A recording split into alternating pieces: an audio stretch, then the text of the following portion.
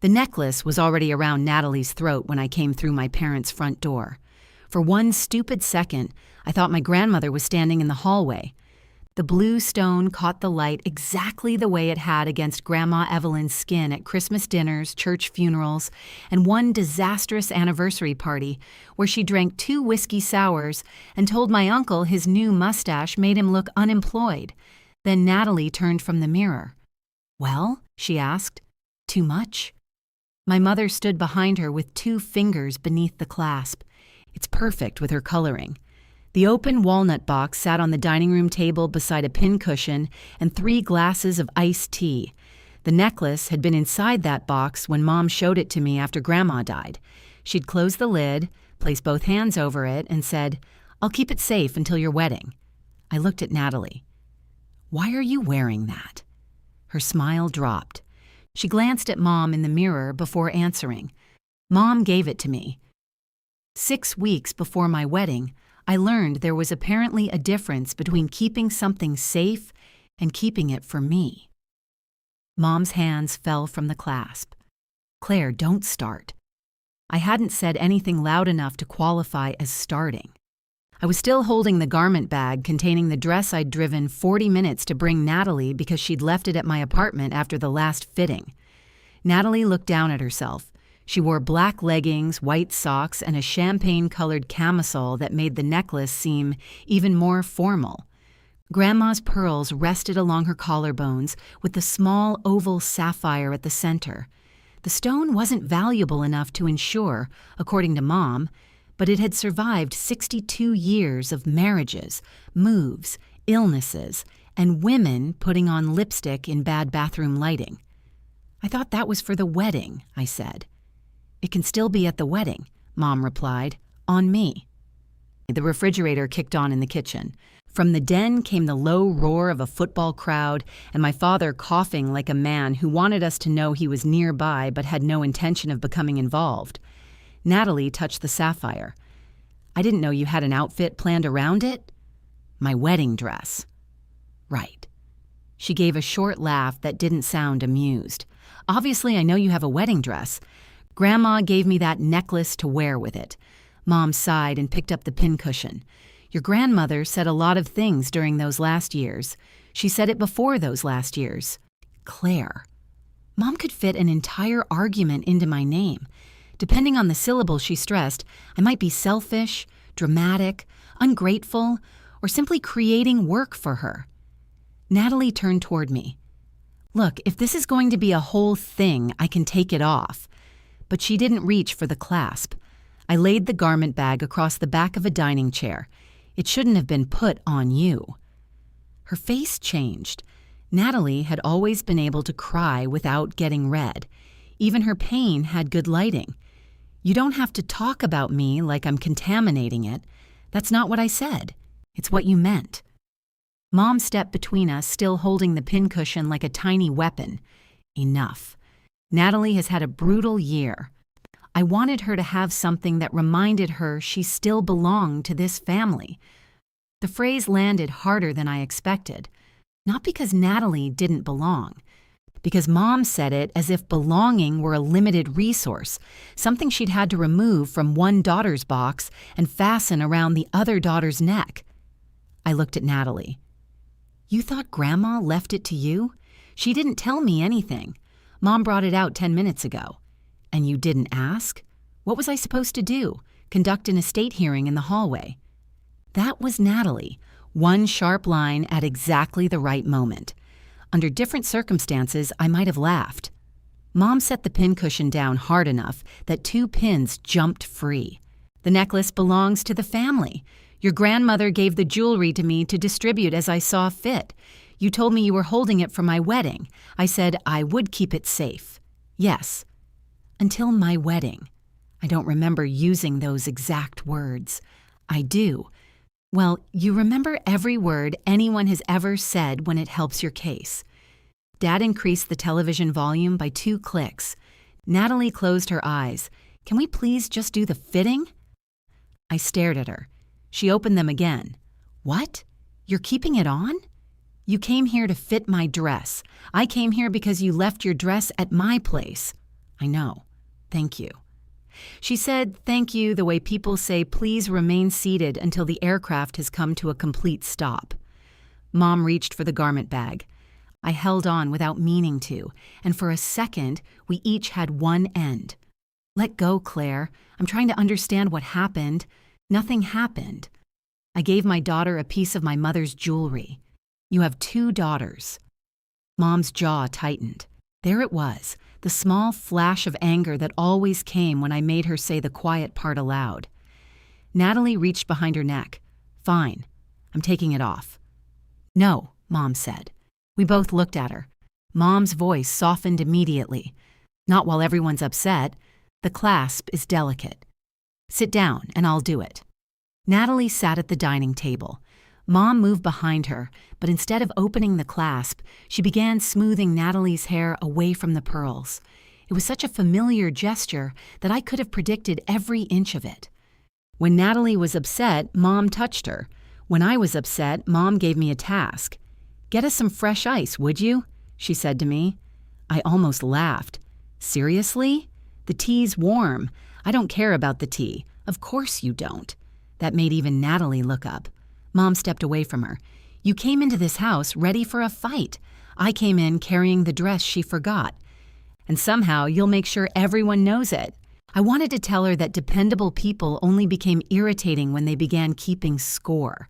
I wanted to list every airport pickup, every pharmacy run, every Sunday afternoon I had surrendered because Natalie was devastated and Mom was overwhelmed and Dad's back hurt.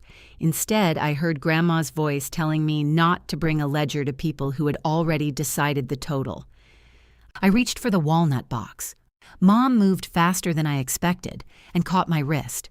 Not hard, but firmly enough that the underside of my bracelet pressed into my skin. What are you doing?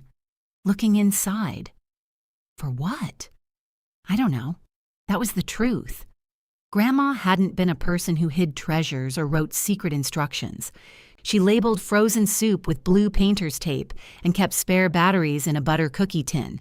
But I remembered the day she showed me the necklace, how she had tapped the box twice before closing it. Mom released me. There was nothing in there. I picked it up. The box slipped. It didn't fall far, only from my hand to the table, but the sound made all 3 of us flinch. The lid snapped shut, then bounced open. A loose pearl earring rolled out from a side compartment, circled one of the tea glasses, and dropped onto the carpet. For God's sake, Mom said. Natalie pushed back her chair to find it. Her hips struck the edge of the table, knocking the box onto its side. The cream velvet insert slid halfway free. Something white showed underneath. Nobody moved. It was only a folded square of paper, yellowed along one edge and small enough to have been missed if the insert hadn't shifted. My name was written across the front in Grandma's narrow handwriting. Claire. Mom whispered, "Oh, not what is that? Not I've never seen that before. Just oh." I pulled the paper free. It had been folded twice. My hands shook so badly I tore the crease a little, opening it. The note contained 14 words, for Claire, on her wedding day. Let this be the one thing no one asks her to give away. Love, Grandma. I read it once, then again, because the first time my mind stopped at the word thing. Natalie stood very still beside the table. The necklace remained around her throat. Dad appeared in the doorway with the television remote in one hand. What broke? No one answered him. I handed the note to Mom. She read it. Her lips pressed together, and I watched her search for a response that would restore the room to its previous arrangement. Mom was excellent in emergencies. She had once organized an entire Thanksgiving dinner around a burst pipe, but this wasn't water she could shut off. This was her dead mother's handwriting. Dad held out his hand. Let me see. Mom didn't give it to him. She wanted Claire to have it, Natalie said. Her voice sounded smaller now. Mom folded the note along its old creases. She wanted Claire to wear it on her wedding day. That's what I just said, Natalie replied. It doesn't say she can never lend it to anyone. I looked at Mom. That's your answer? I'm saying we should not turn a sentimental note into a weapon. Who is we? Claire. Your grandmother adored you. Everyone knows that. But she could be dramatic, and she didn't know what Natalie would be going through. Grandma had known plenty about what Natalie went through. We all did. Natalie's life arrived in weather systems. There had been the college breakup, the job she quit because her manager used disappointment as a management style, the marriage to Eric that everyone except Natalie understood was failing by the second anniversary. For each storm, Mom opened the family shelter and put my name on the volunteer schedule. Natalie touched the clasp again. This time she looked sick. I'll give it back. Mom turned on her. You do not have to perform some guilty little ceremony because Claire found a note. I said I'll give it back, and I said no one is making decisions while emotional. I held out my hand. Mom looked at it, then at me. The note, I said. Her fingers closed around it. You're going to take it and build a whole story. No. Grandma already wrote the story. Dad winced, as if I had thrown something. Mom's face went blank in the particular way it did when I had stepped outside the version of myself she recognized. I reached forward and she let me take the paper.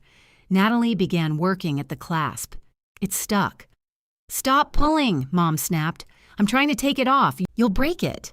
Then help me. Mom stood behind her again, fumbling with the tiny hook. Natalie's hair caught in it. She swore. Dad set down the remote and approached as if he might be useful, then thought better of it. I watched all three of them bend over the necklace. Then I picked up my purse. Natalie saw me first. Claire, wait. I looked at the pearls against her skin, at Mom's hands trying to release the clasp she had fastened, and at Dad pretending his attention was on the mechanism instead of me. Keep it on, I said. Natalie stopped moving. What? I don't want it like this. I took the garment bag from the chair and laid it flat on the table. I didn't yank it away or tell her to find another dress. I even smoothed the plastic where it had bunched beneath the zipper. Dependability was muscle memory. Apparently, humiliation didn't cure it instantly. Mom straightened. So you're going to storm out. I'm walking. You know what I mean. I always know what you mean. That's part of the problem. Outside, the September air was hot and wet. I got into my car, locked the doors, and set Grandma's note on the passenger seat. My phone rang before I started the engine. Natalie. I let it stop. 10 seconds later, Mom called, then Dad. I picked up the note instead. On the back, in smaller writing, Grandma had added one last line I hadn't noticed inside. You are allowed to keep what is yours. I called Ben. He answered over the whine of a table saw winding down. Hey, did the dress survive? Yes. Did you? I stared through the windshield at my parents' front door. I don't know yet, I said. Where are you? Ben asked. In my parents' driveway. Stay there. What? I'm leaving now. I heard him moving through the shop, followed by the metallic clatter of something hitting the floor. You don't have to leave work. I know. It's 40 minutes from here. 32 if the light's like me. Ben. Claire. He was not as good as Mom at putting an argument into my name, but he was learning. I looked down at Grandma's note. The little tear I'd made along the fold seemed enormous now. I can drive. Okay, come to the shop. You just said you were leaving. Then I won't. You need to finish the Foster cabinets. There'll still be cabinets tomorrow. That nearly made me smile. I'm not having some kind of breakdown. I didn't say you were. You sound like you think I am. You sound like you're trying to talk me out of helping before I've offered any. I shut my eyes. The front curtain moved. Mom stood behind it, one hand parting the fabric. Even from the car, I could tell she was furious. Not explosive fury, but the colder kind that would later be described as heartbreak. I'll meet you at the shop, I said. I backed out before anyone could come through the door. Ben's shop occupied half of an old cinder block building behind a plumbing supply company. The other half belonged to a man who repaired vending machines and listened to conservative radio loudly enough that Ben had once offered to build a wall for free. When I arrived, the garage door was open. Ben stood at a workbench in safety glasses and a gray t-shirt dusted with maple sawdust. He had turned off the table saw, but the ventilation fan still spun overhead, stirring the dry, sweet smell through the room. He watched me park. He didn't rush over, which was one of the reasons I had agreed to marry him. I sat behind the wheel for another moment. Then he lifted a paper bag. "I have pretzels." I got out. "Are they crisis pretzels?" "They're from the gas station, so they may create an additional crisis." He waited until I came inside, then lowered the garage door. The radio was playing an old Fleetwood Mac song beneath the fan. A row of cabinet doors leaned against the far wall, each one sanded smooth and marked with blue tape. Ben set the pretzels on his workbench. "Tell me." I placed Grandma's note beside a tape measure. He took off his glasses before reading it. His eyebrows moved slightly at the first line, then again when he turned it over. "That was under the lining?" "Yes. And your mother saw you find it?" "She read it." "What did she say?" "That Grandma was dramatic." Ben looked at the note again. "Was she?" "Absolutely. Still seems pretty clear." I leaned against the bench, the edge pressed into my spine. "Mom gave Natalie the necklace because she's having a hard time. She is having a hard time." "I know. I know you know." That annoyed me, though I couldn't have explained why. Ben folded the note carefully. "Where's the necklace?" "On Natalie." He looked up. "Still?" The clasp got stuck. That feels metaphorically aggressive. I laughed once, then covered my face with both hands. He waited. I hated crying in rooms where there were tools. It made me feel as if I had failed to bring the correct equipment. Ben pulled over a stool but didn't touch me. "Sit." "I'm covered in nothing." "You're covered in wood. That's how furniture gets made. Is that going in the vows?" "It is now." I sat. He opened the pretzels and put them between us. For several minutes, I told him what had happened in the hallway and dining room. I repeated everyone's words as precisely as I could, including my own. Ben knew better than to interrupt me while I was assembling evidence. When I reached the part where Mom asked me to get fresh ice, his face tightened. "What?" I asked. "Nothing. That's not nothing. It's just impressive." "What is?" "The family could be on fire and your mother would hand you the hose, then tell you not to make it about yourself." I took a pretzel. She was trying to calm things down. She asked you to get ice. It sounds worse when you isolate it. It sounds worse in context. I bit through the pretzel hard enough to scatter salt in my jeans. Ben brushed sawdust into a pile with the side of his hand. "Did you know the note was there?" "No." "Did your mom?" "She said there was nothing in the box. That wasn't my question." "I don't know." But I kept seeing her face when the folded paper appeared. Oh, not surprise. Recognition, maybe, or only dread. I didn't trust myself to tell the difference. My phone vibrated inside my purse. It had been doing that since I left. I pulled it out and found 9 messages, 3 missed calls, and 1 voicemail. Dad had sent "Call your mother." Natalie had sent... I'm sorry this got so insane. Mom had sent nothing in writing, which meant the voicemail was hers. Ben nodded toward the phone. "Do you want to listen?" "No." "Okay." I pressed play. Mom's voice filled the shop. "Claire, I hope you're proud of yourself. Natalie is in the bathroom crying. Your father's blood pressure is up, and we're all standing here wondering how a simple dress fitting turned into this. I understand that finding the note was emotional for you. It was emotional for all of us. But your grandmother loved both of you, and she would be horrified to see you using her memory to punish your sister. Call me when you're ready to talk calmly." The message ended. Ben was very still. "Do you want me to say something supportive or something honest? They're not supposed to be opposites. They aren't always." I replayed the voicemail. Halfway through, another message arrived from Natalie. Mom got the clasp open. I didn't break it. No mention of where the necklace was now. I typed, "Good." I deleted it. I typed, "I'm glad." Deleted that too. Finally, I put the phone face down. Ben picked up a cabinet hinge, turned it between his fingers, and put it back. "What do you want?" "I want Mom to call and say she was wrong." Okay. I want Natalie to give it back without acting like I took something from her, okay? I want Dad to walk out of the den before the fourth quarter. That one may require medical intervention. I smiled despite myself. Then I looked at the note. I want Grandma to have told me while she was alive. Ben's expression changed. I had visited Grandma every Wednesday during the last year she lived alone. I brought rotisserie chicken because she claimed cooking for one was how women end up eating crackers over the sink. I changed the batteries in her smoke detectors. We watched game shows and criticized strangers' strategies. Once, while I was wiping dust from the walnut jewelry box, she had said, "That blue looks right on you." I thought she meant my sweater. "Maybe she tried," Ben said. She wrote a note and hid it under upholstery. Velvet. "Thank you, Detective Fabric." He reached over and put one finger on the edge of the paper. Maybe this was easier than asking your mother to promise. I didn't answer.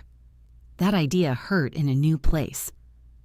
On the drive home, I stopped for takeout because grief did not cancel dinner. Ben followed in his truck, a roll of drop cloth rattling in the bed every time he turned. We ate Thai food at our kitchen counter among stacks of wedding envelopes and half-assembled centerpieces.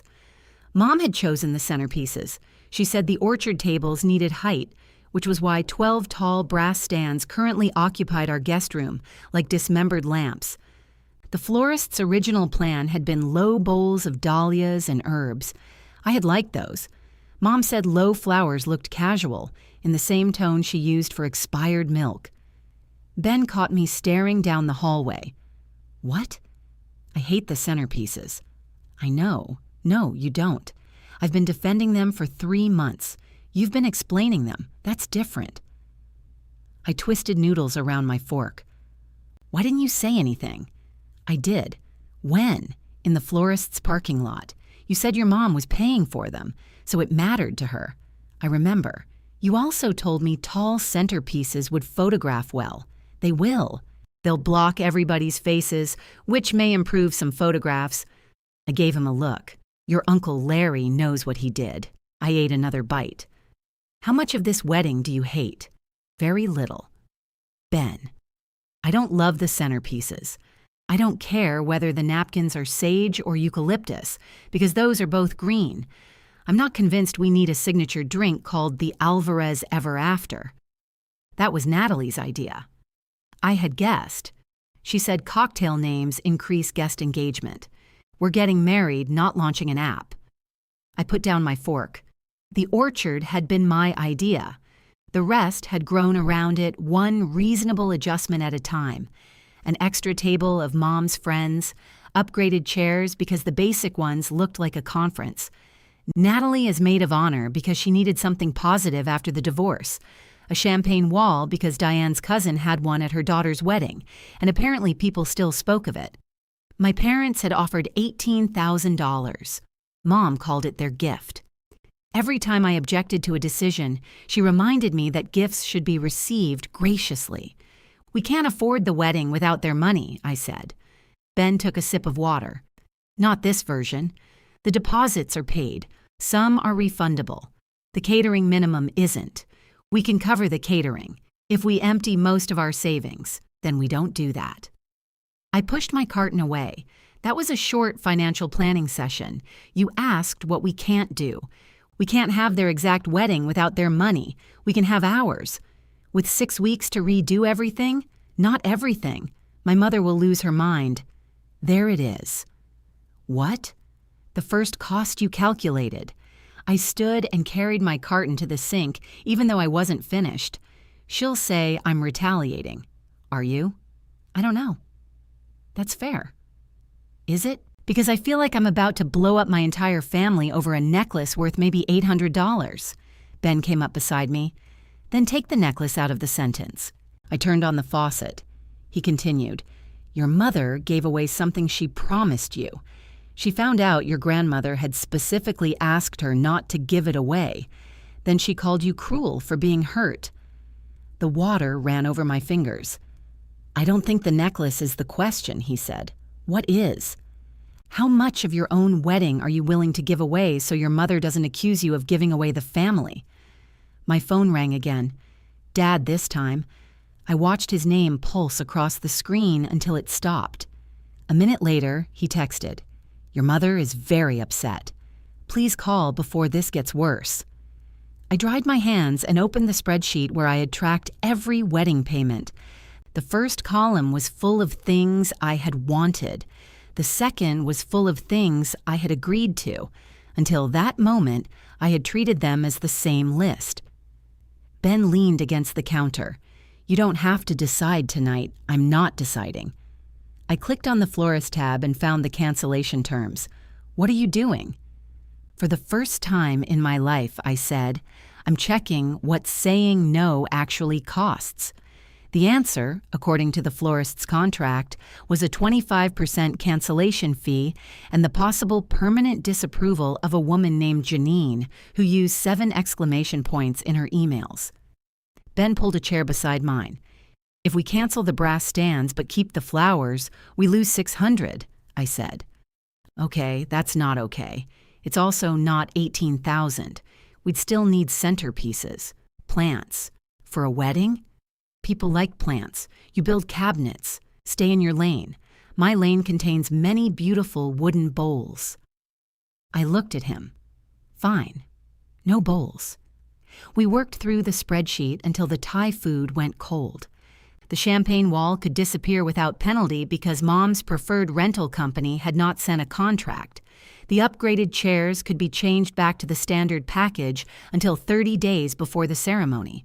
We could remove the late-night slider station, which I hadn't known existed until I found its invoice in my email. "Who added this?" Ben asked. "My mother. At 11:15 at night, our guests will apparently require tiny hamburgers. She thinks alcohol makes people hungry. Food makes people hungry. I've been saying this for years. The guest list was harder. The orchard charged by the person, and Mom's additions were scattered among ours without labels. There were women from her book club, 2 couples from Dad's golf league, and a man named Stuart Phelps whom neither of us recognized. "Maybe he's the officiant," Ben said. "Our officiant is a woman named Rachel." "Photographer? Devin? Emergency Stuart?" I laughed again, but it came out thin. At 10:30, my phone rang. Dad. It was the 4th time. Ben closed the laptop halfway. "You don't have to answer. If I don't, he'll drive over. Your dad doesn't drive after 9? He'll make Mom drive him." I answered. Dad said, finally, with such relief that I felt guilty before he said anything else. "I was busy. Your mother has been trying to reach you." She left one voicemail. "She's giving you space." That's one interpretation. He exhaled into the phone. In the background, I heard the dishwasher and the muffled voices of a television panel arguing about football. Dad retreated to sports after family fights the way other men went to bars. "I don't want to get in the middle," he said. "You were in the room. I mean, between you and your mother." "You were already there, Dad." Ben stood and took the food cartons to the refrigerator, giving me the kitchen without making a show of it. Dad lowered his voice. "She didn't know about the note. She said there was nothing under the lining. She probably meant she didn't think there was anything. That's different. You know how your mother talks when she's defensive?" Yes, I did. That was another family skill I had mistaken for love, translating Mom into kinder language after she had already made herself clear. "Where's the necklace?" I asked. A pause. "I'm not sure. It was in your dining room. Natalie may have taken it." My fingers tightened around the phone. "Why?" "I assume because your mother gave it to her." "After the note?" "Claire, I wasn't inspecting people's purses." I pictured Natalie sliding the walnut box into her bag while Mom held the front door curtain aside and watched me leave. Dad continued, "Your sister offered to give it back. She tried to take it off. Then what more do you want?" For Mom not to stop her. He was quiet. "Dad?" "I think your mother felt Natalie shouldn't be shamed into surrendering something she'd just been given." I stared at the half-closed laptop, my own face reflected faintly in the dark portion of the screen. "Do you hear yourself?" "I hear everybody." "That's the problem." No, you hear Mom, then you call me. That isn't fair. Why didn't you say anything when we found the note? I was shocked. After you stopped being shocked, it happened very fast. 14 words happened. Dad's voice sharpened. I'm not going to be spoken to like I'm on trial.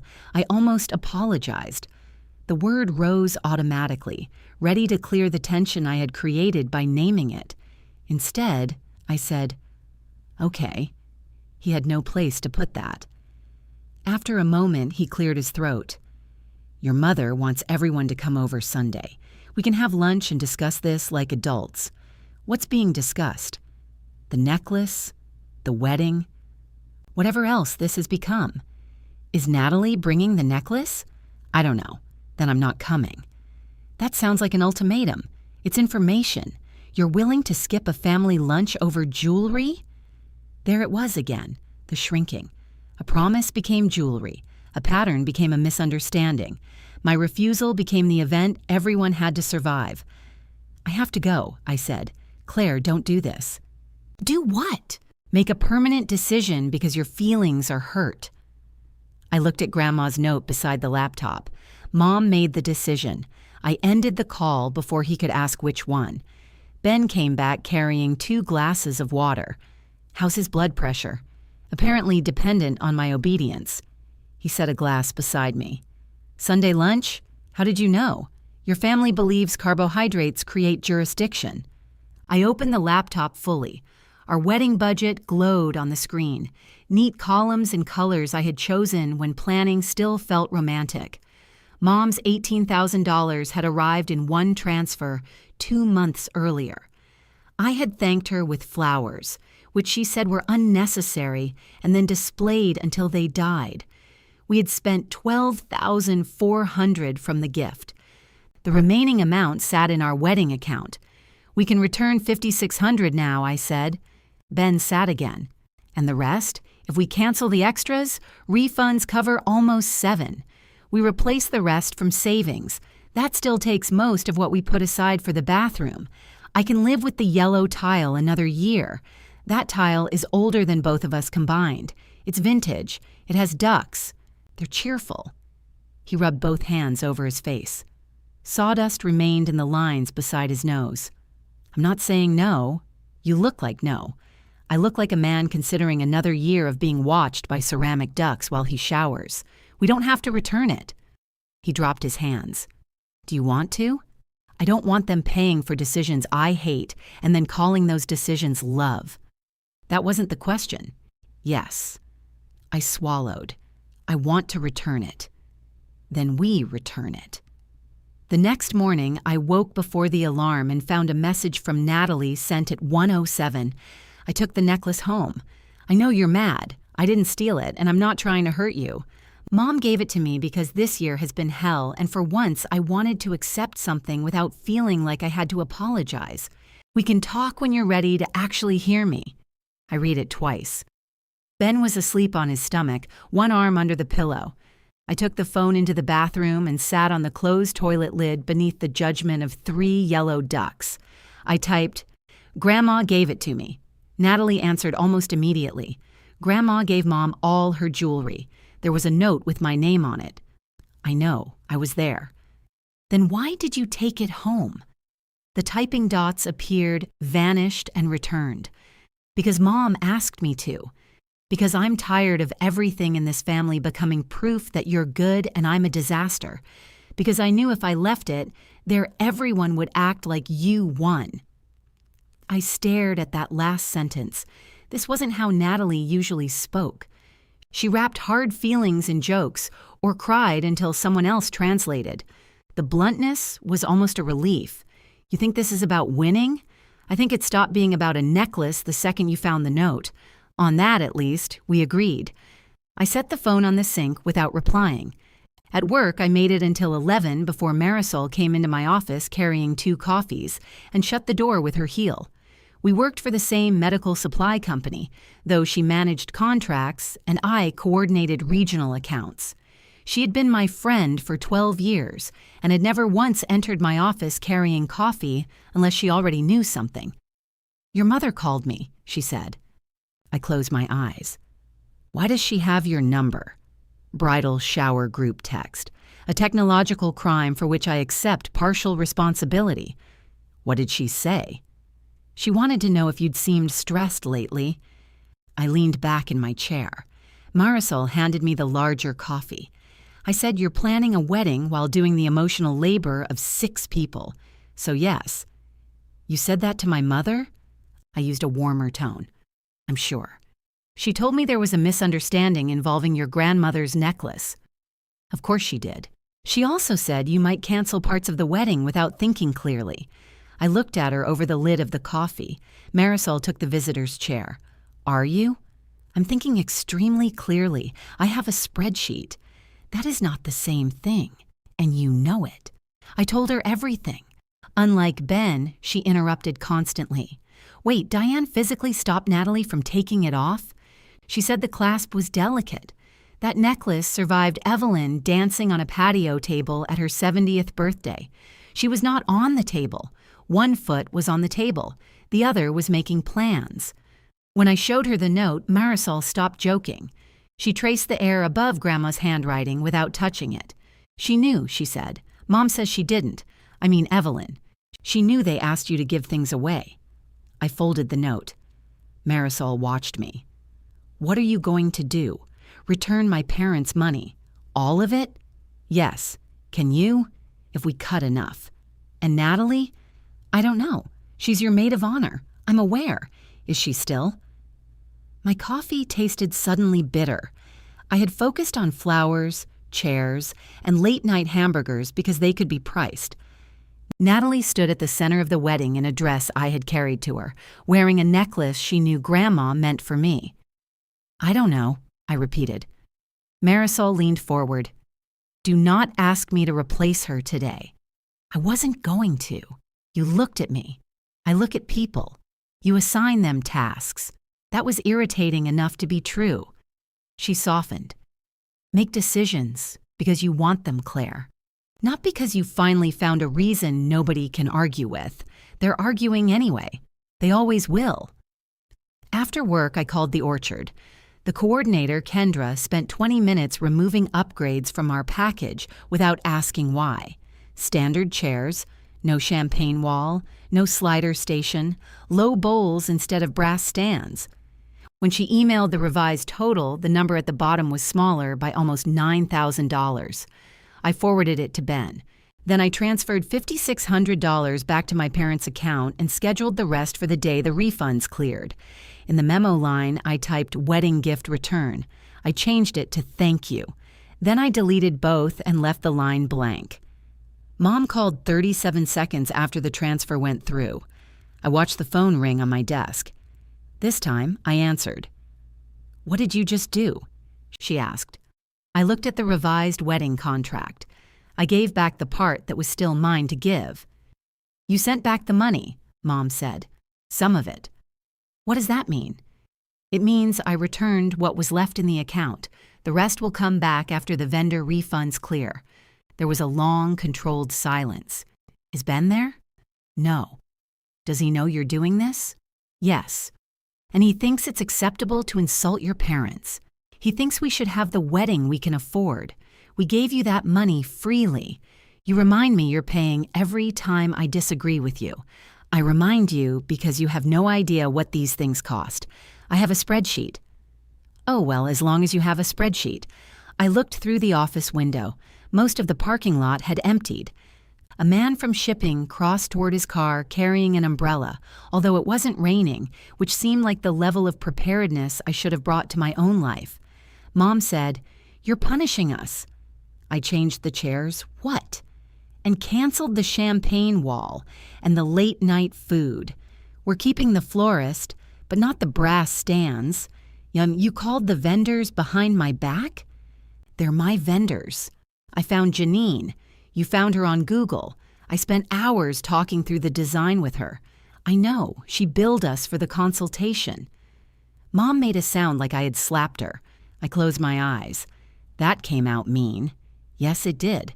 I'm sorry for saying it that way, but not for what you did. No. She started crying then, very quietly. Mom did not have Natalie's elegant tears. Her breathing hitched, and she tried to conceal it by moving the phone away. Hearing it made every instinct in me reach for a mop, a casserole dish, an apology. Mom, I wanted to give you a beautiful wedding. I know. Clearly you don't. I know you wanted to. And now I'm the villain because I tried to include your sister. This isn't about including her. You gave her something Grandma specifically left for me. She did not leave it to you. She gave her jewelry to me. And you know what I mean. No, Claire, words matter. Apparently every word I've ever said matters. So let's be precise. The tears disappeared from her voice as fast as they had entered it. I sat back. You're right, I said. Words matter. Another silence. Then Mom asked, Did Marisol put you up to this? No, she was extremely disrespectful to me. She answered a question you called her to ask. I was concerned. You were recruiting. I don't know who you think I am. That was the question under everything, and neither of us wanted me to answer it. Mom cleared her throat. Your father and I have already committed that money to you. I'm returning it. And what are we supposed to tell people when the wedding suddenly looks cheap? I almost admired the honesty. Tell them the bride likes standard chairs. You're being flippant. I like the standard chairs. You never cared about chairs. Exactly. Her breathing grew rough again. If you don't want my help, fine. I pressed my thumb against the torn crease in Grandma's note. Okay, I said. Mom had expected me to argue. I heard it in the empty space after the word. Okay, we'll handle the rest, so I'm simply cut out. I didn't say that, you didn't have to. I said, we'll handle the planning. You're still my mother, only when it's convenient, apparently. She ended the call. I stayed at my desk until the motion sensors turned off the lights in the row of offices behind me. My computer screen glowed against the window, layering the wedding spreadsheet over my reflection.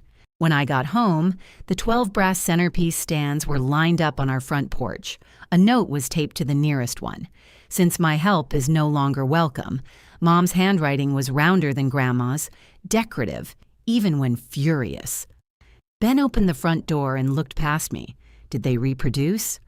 She brought them over. When? I don't know. He stepped outside in bare feet. That's impressively fast.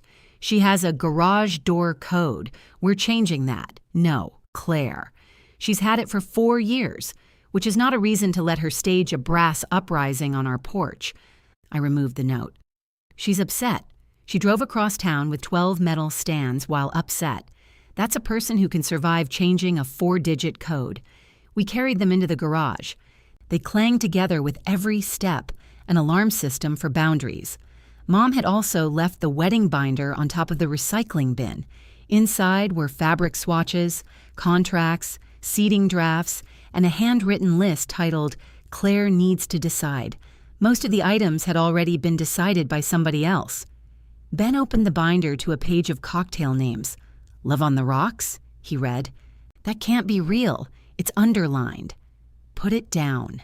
The Bitter Bride. Ben. I think that one's new. I laughed until I had to sit on the garage step. The laughter broke strangely in the middle. Ben sat beside me, leaving a few inches between us. You can still ask her to help, he said. She doesn't help. She takes over, and then I call taking over help because otherwise I'm ungrateful. That sounded rehearsed. Marisol said it once. I like her. You're both annoying. Strong bridal party energy. My phone buzzed. Natalie. Are you seriously returning the wedding money?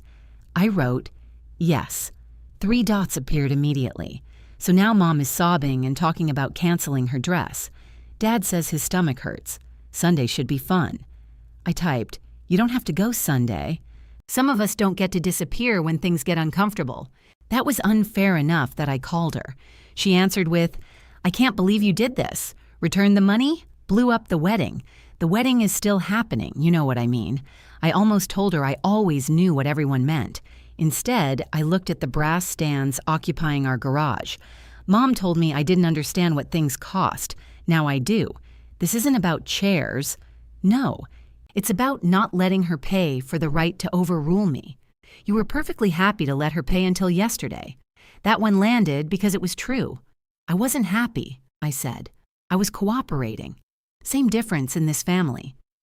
Ben glanced at me, then stood and carried the binder inside. I asked, "Where's the necklace?"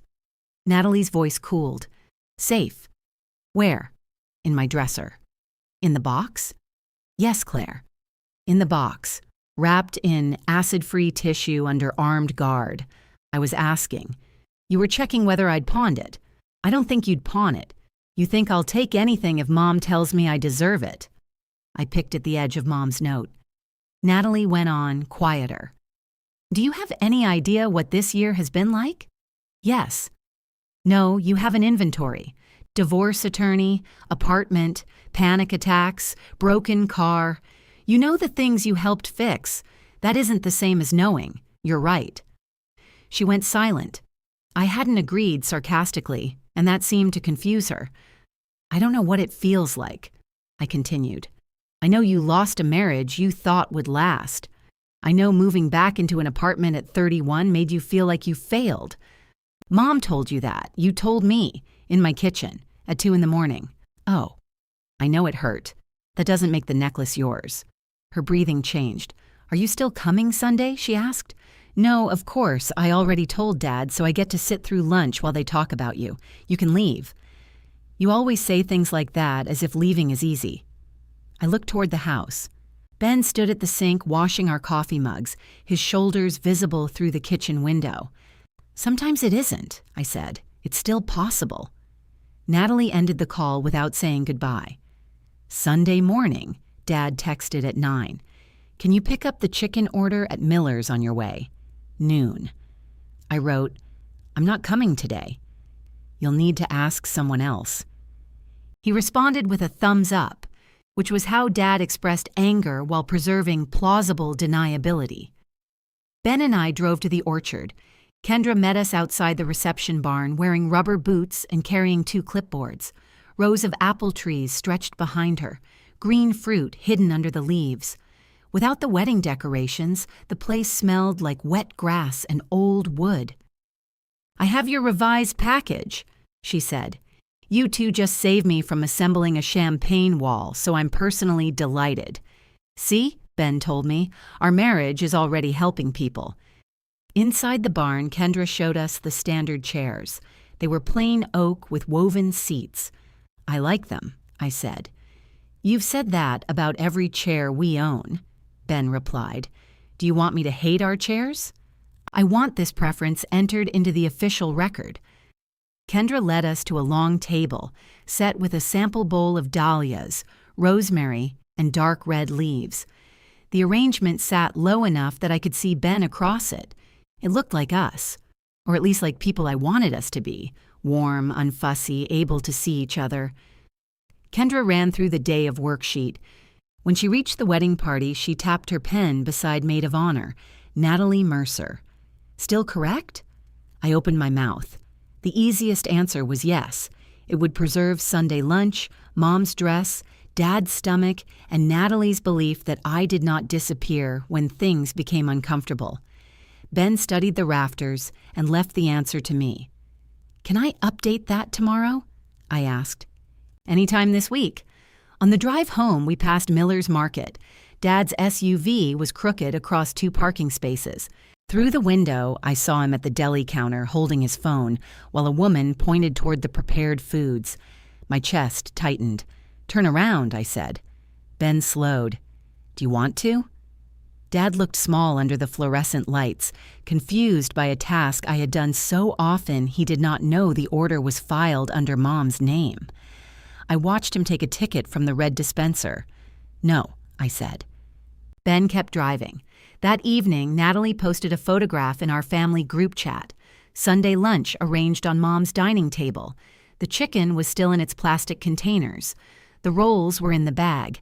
Dad's thumb covered one corner of the camera. Mom replied, "Some people still show up." I set the phone down. Then I picked it up and called Natalie. She answered on the 4th ring. "What now?" "I don't want you to be my maid of honor." The silence was so complete I could hear silverware clinking in my parents' dining room. Finally, she said, Because I kept the necklace. Because right now I don't trust you to stand beside me without Mom standing between us. Her breath caught. Across the room, Ben stopped folding laundry. Natalie said, "You really are going to take everything, aren't you?" "No," I said. "I'm going to stop giving you positions you didn't earn just because Mom says you need them." A chair scraped at her end. Mom's voice asked what was wrong. Natalie did not answer her. "You better hope Grandma's note keeps you warm," she whispered, and hung up. The call came from Mom before Natalie's screen could have gone dark. I let it ring. Then Dad called, then Mom again. Ben held a fitted sheet by two corners and watched my phone vibrate across the coffee table. "That thing is going to escape." I turned it face down. He folded his side of the sheet inward. "Did you mean it?" "Yes." "All of it?" I grabbed the other two corners.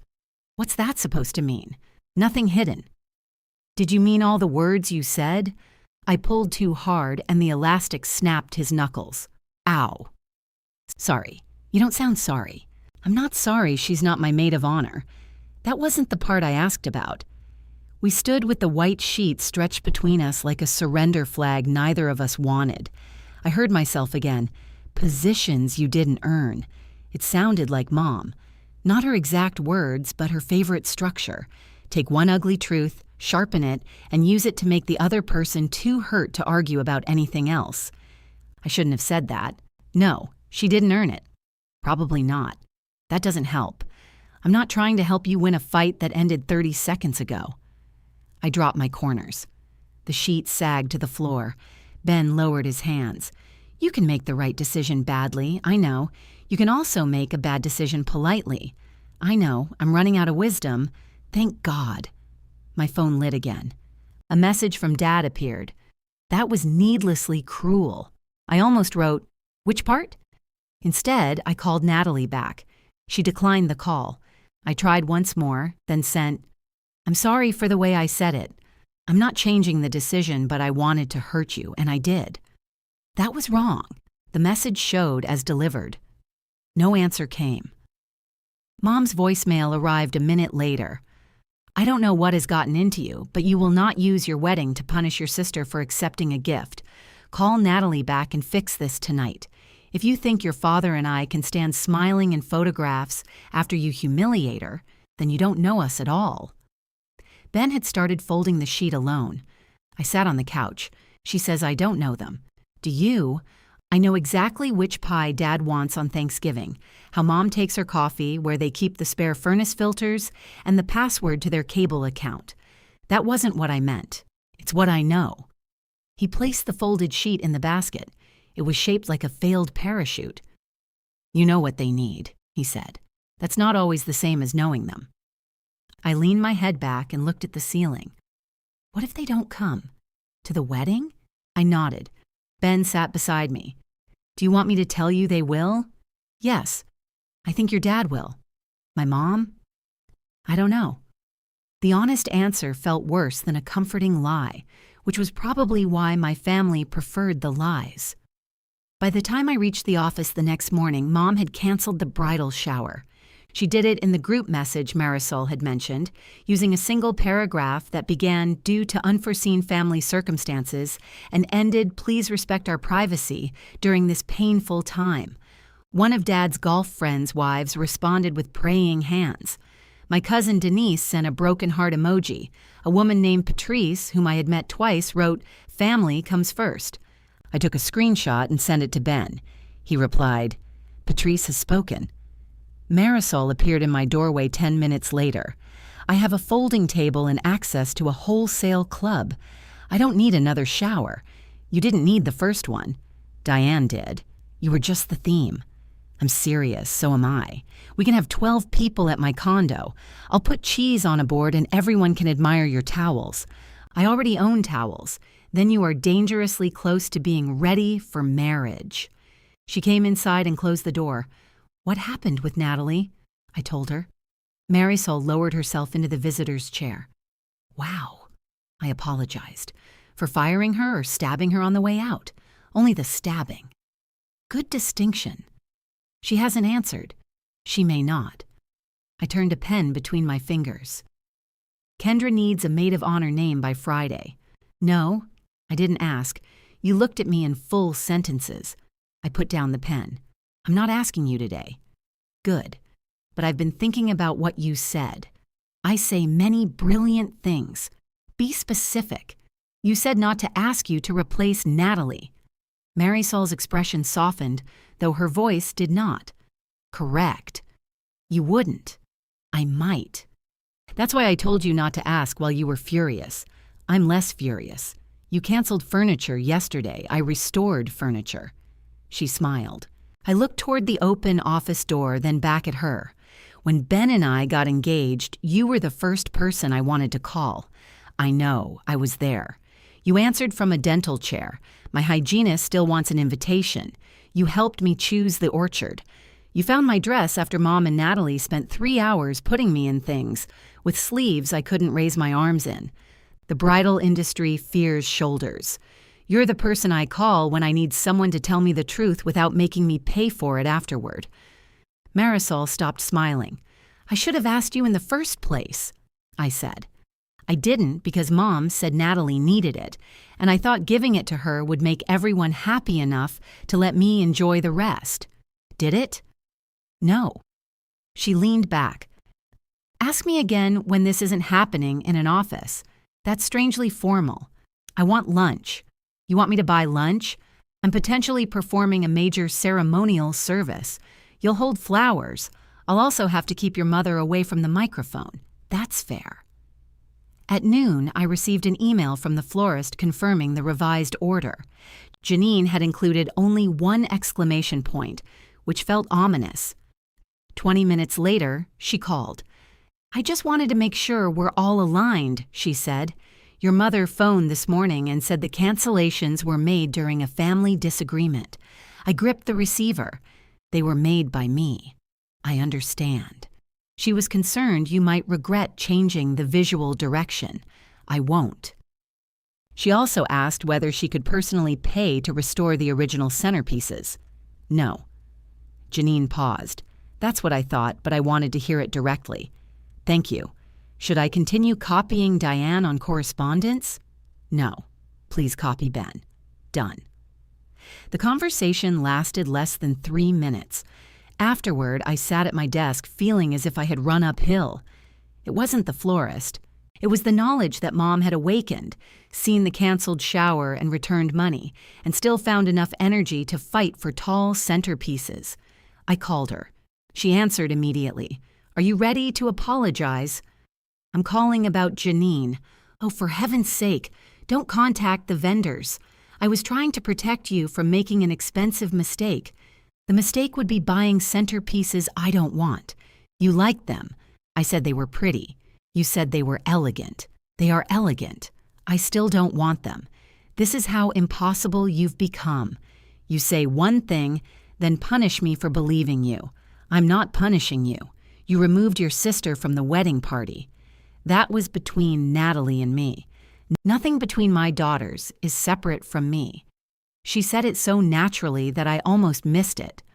I rubbed my forehead. It has to be. I will not be pushed outside my own family. You're not outside it. You just aren't in charge of every relationship inside it. Mom went quiet. Then she said, Natalie brought her dress back to me. What? She can't return it.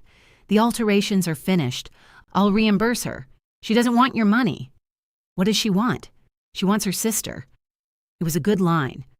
Mom always found the sentence that made resistance sound monstrous. I called her, I said, after you humiliated her. I apologized for how I spoke, but you didn't ask her back. No. Mom drew a breath. Your father and I have been discussing whether it's appropriate for us to attend a wedding built around excluding half the family. My heart gave one hard beat. Half? Don't be clever. I'm not excluding her. I want Natalie there. As what? A spectator? As my sister. She's not going to sit in the audience while Marisol takes her place. I haven't asked Marisol. But you will. Mom knew me well enough to predict my surrender and my correction. I said, don't threaten not to come unless you mean it. I did not threaten you. You said you're discussing whether to attend. We are. Then discuss it. Let me know when you decide. My voice stayed calm until the end. Only after I hung up did my hand begin to shake. That evening, a garment bag hung from our front doorknob. Natalie's champagne-colored maid of honor dress was inside. She'd clipped the alteration receipt to the hanger. The total was written in blue pen with a circle around it. No note, no walnut box, no necklace. Ben stood behind me on the porch. Do you want to bring it in? I touched the plastic, feeling the beadwork beneath it. I don't know. We left it there while we ate dinner. I could see it through the front window, turning slightly whenever the wind reached the porch. At 8, Dad called. Your mother tells me you barred her from contacting the florist. I asked her not to contact our vendors. She was trying to help. I know. He sighed. I need you to come by tomorrow. For what? My prescription plan sent another one of those forms. Your mother usually has you look at it, but she doesn't want to ask right now. The request was so ordinary it slipped under my defenses. Dad hated online forms. Every password became an accusation. What time? Whenever you can. I looked at the garment bag outside. Tomorrow I had a dentist appointment at 4. Ben and I were supposed to meet Kendra again at 6. The drive to my parents' house would turn a form into an entire evening. Send me a picture of it, I said. I'll tell you what box to check. I don't know how to attach it. Natalie does. She has enough on her plate. There it was. Natalie was wounded, Mom was offended, and therefore the family machine had reached for its oldest working part. I can walk you through attaching it. Dad's voice hardened. Never mind, I'll figure it out. Okay. He waited for me to reverse myself. I didn't. After he hung up, I brought Natalie's dress inside and laid it across the brass stands in the garage. Then I picked up my phone and made a dinner reservation for 2. I texted Marisol the address and wrote, "Wear something worthy of a major ceremonial service." Her reply came immediately. Does it involve holding flowers, among other classified duties? Fine. But if you call me a replacement, I'm leaving with the cake. I looked at the dress, the stands, and Mom's abandoned binder. You're not replacing anyone, I wrote. For once, I knew exactly what I meant. Marisol arrived at the restaurant wearing a red wrap dress, gold hoop earrings, and the expression of someone prepared to negotiate a treaty. This is either a very nice apology, she said, sliding into the booth, or you're about to ask me to help move a body. I'm returning the brass stands. Janine is alive. Good. I like Janine's website. You looked up my florist? Your mother called me. I needed to understand the stakes. The restaurant was a small Italian place near Marisol's condo, crowded enough to make private conversations feel protected. A waiter lit the candle between us and recited 4 specials involving truffle oil. When he left, Marisol folded her hands. Proceed. I don't have a speech. You invited me to dinner in writing. You used a semicolon. I use semicolons, not socially. I took a breath. Will you be my maid of honor?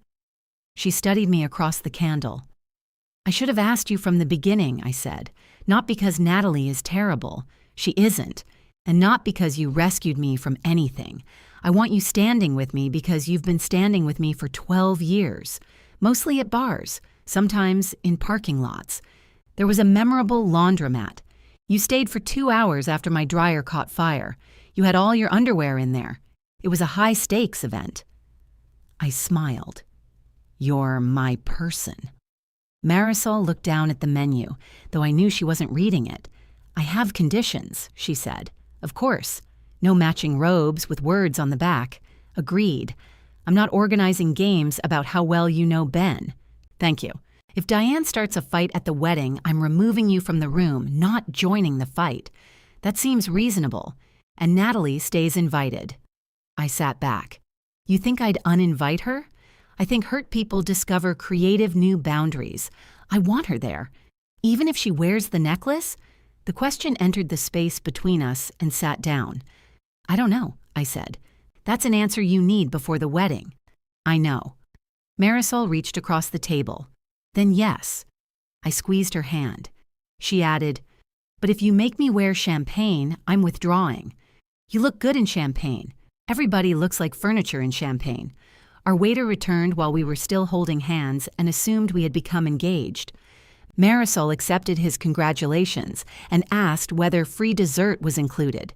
For one dinner, the wedding felt like something I was moving toward instead of defending. The feeling lasted until Wednesday, when the bridal salon sent an automated reminder for my final fitting. To me, Mom, Natalie, and Marisol. I had forgotten Mom was listed as the primary contact. Natalie responded to the group email within 2 minutes. "Please remove me from future messages." Mom said nothing. Marisol forwarded the email to me with one sentence.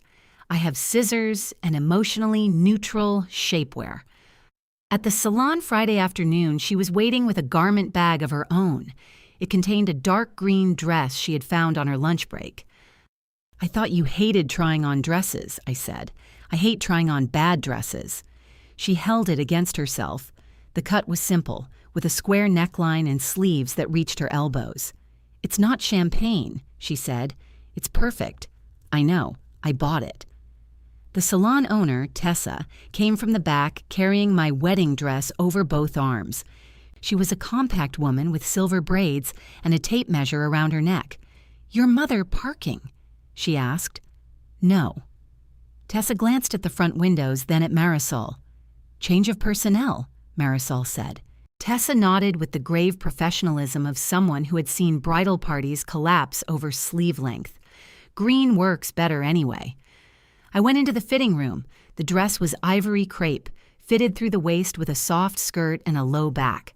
No lace, no sparkle, no sleeves. Mom had called it severe when I first tried it on. Natalie said it looked expensive, which was her highest form of praise. Marisol had cried into a paper cup of Prosecco and insisted she had inhaled a bubble. When I stepped onto the platform, she inhaled another imaginary bubble. "Oh," she said. Tessa circled me, tugging the seams into place. "You lost a little weight.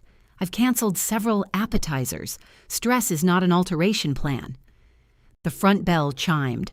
Mom entered carrying her purse, a coffee, and the emergency sewing kit she had kept in her car since 2009. Nobody spoke. She closed the door behind her. The reminder said 4:30. "It did," I said. "I wasn't sure if you wanted me here. I wasn't sure you were coming." Mom looked at Marisol's green dress hanging on a display hook. Her face shifted, but only for a second. Then she turned to me. The anger left her. "Oh, Claire." It was the way she said my name when she forgot to use it as a weapon. She came closer, stopping just below the platform. Her eyes filled as she looked at the dress, and I felt my own throat tighten in response. She reached toward the skirt but waited until Tessa nodded before touching the fabric. "It fits beautifully," she said. "You called it severe." I was wrong. Mom rarely offered those words without qualifications. I held still, afraid any movement might frighten them away. Tessa adjusted the left shoulder. "We need to take this up an eighth." "I thought so," Mom said. Tessa gave her a look. "You did not. No. But now I see it." Marisol sat in one of the velvet chairs with her hands folded over her purse. She did not rescue the conversation. Mom walked around the platform. "The low flowers will be better with this." I looked at her in the mirror. She shrugged. "The brass might have competed. Mom, I'm capable of changing my mind." The moment was so close to an apology that my body leaned toward it before I could stop myself. Then Mom looked at my bare neckline. Her fingers tightened around the coffee cup. "The necklace would be perfect," she said quietly. Tessa kept pinning. Marisol looked at the floor. "Where is it?" I asked. "You know where it is. I know where Natalie said it was. With Natalie. Are you going to ask her to return it?" Mom lifted her chin. "Are you going to ask her to be in your wedding?" The fitting room seemed to shrink around us. "No." "Then I suppose you both have your answers." Tessa stood and removed the pins from between her lips. "I'm going to get the steaming cloth." She disappeared with the speed of a woman who knew exactly when not to be present. Mom lowered her voice. I came here because despite what you think, I love you. I don't think you don't love me. You certainly act like it. I think you love me and still expect me to give in. To what? Having a sister. To whatever keeps Natalie from hurting. Mom glanced at Marisol. Could we have 5 minutes alone? Marisol looked at me. I nodded. She took her dress and followed Tessa toward the back, though not before saying, I'll be beside the industrial steamer if anyone needs me. Mom watched her leave. So it's official. Yes. You didn't waste much time. I should have asked her first. Mom looked as if I had struck her. That's an awful thing to say. It isn't about Natalie. It is entirely about Natalie. No. It's about Marisol. You can tell yourself that. I stepped down from the platform, lifting the skirt. Mom moved instinctively to help, gathering the train over her arm. We stood close enough that I could smell her coffee and the rose hand cream she had used my whole life. What do you want me to do? I asked. You know, say it. Put your sister back in the wedding. No. Then why ask? Because I want you to hear yourself. Mom let go of the train. The fabric dropped to the carpet. She stared at it, then bent immediately to pick it up and check for marks. Even furious, she could not let my wedding dress touch the floor.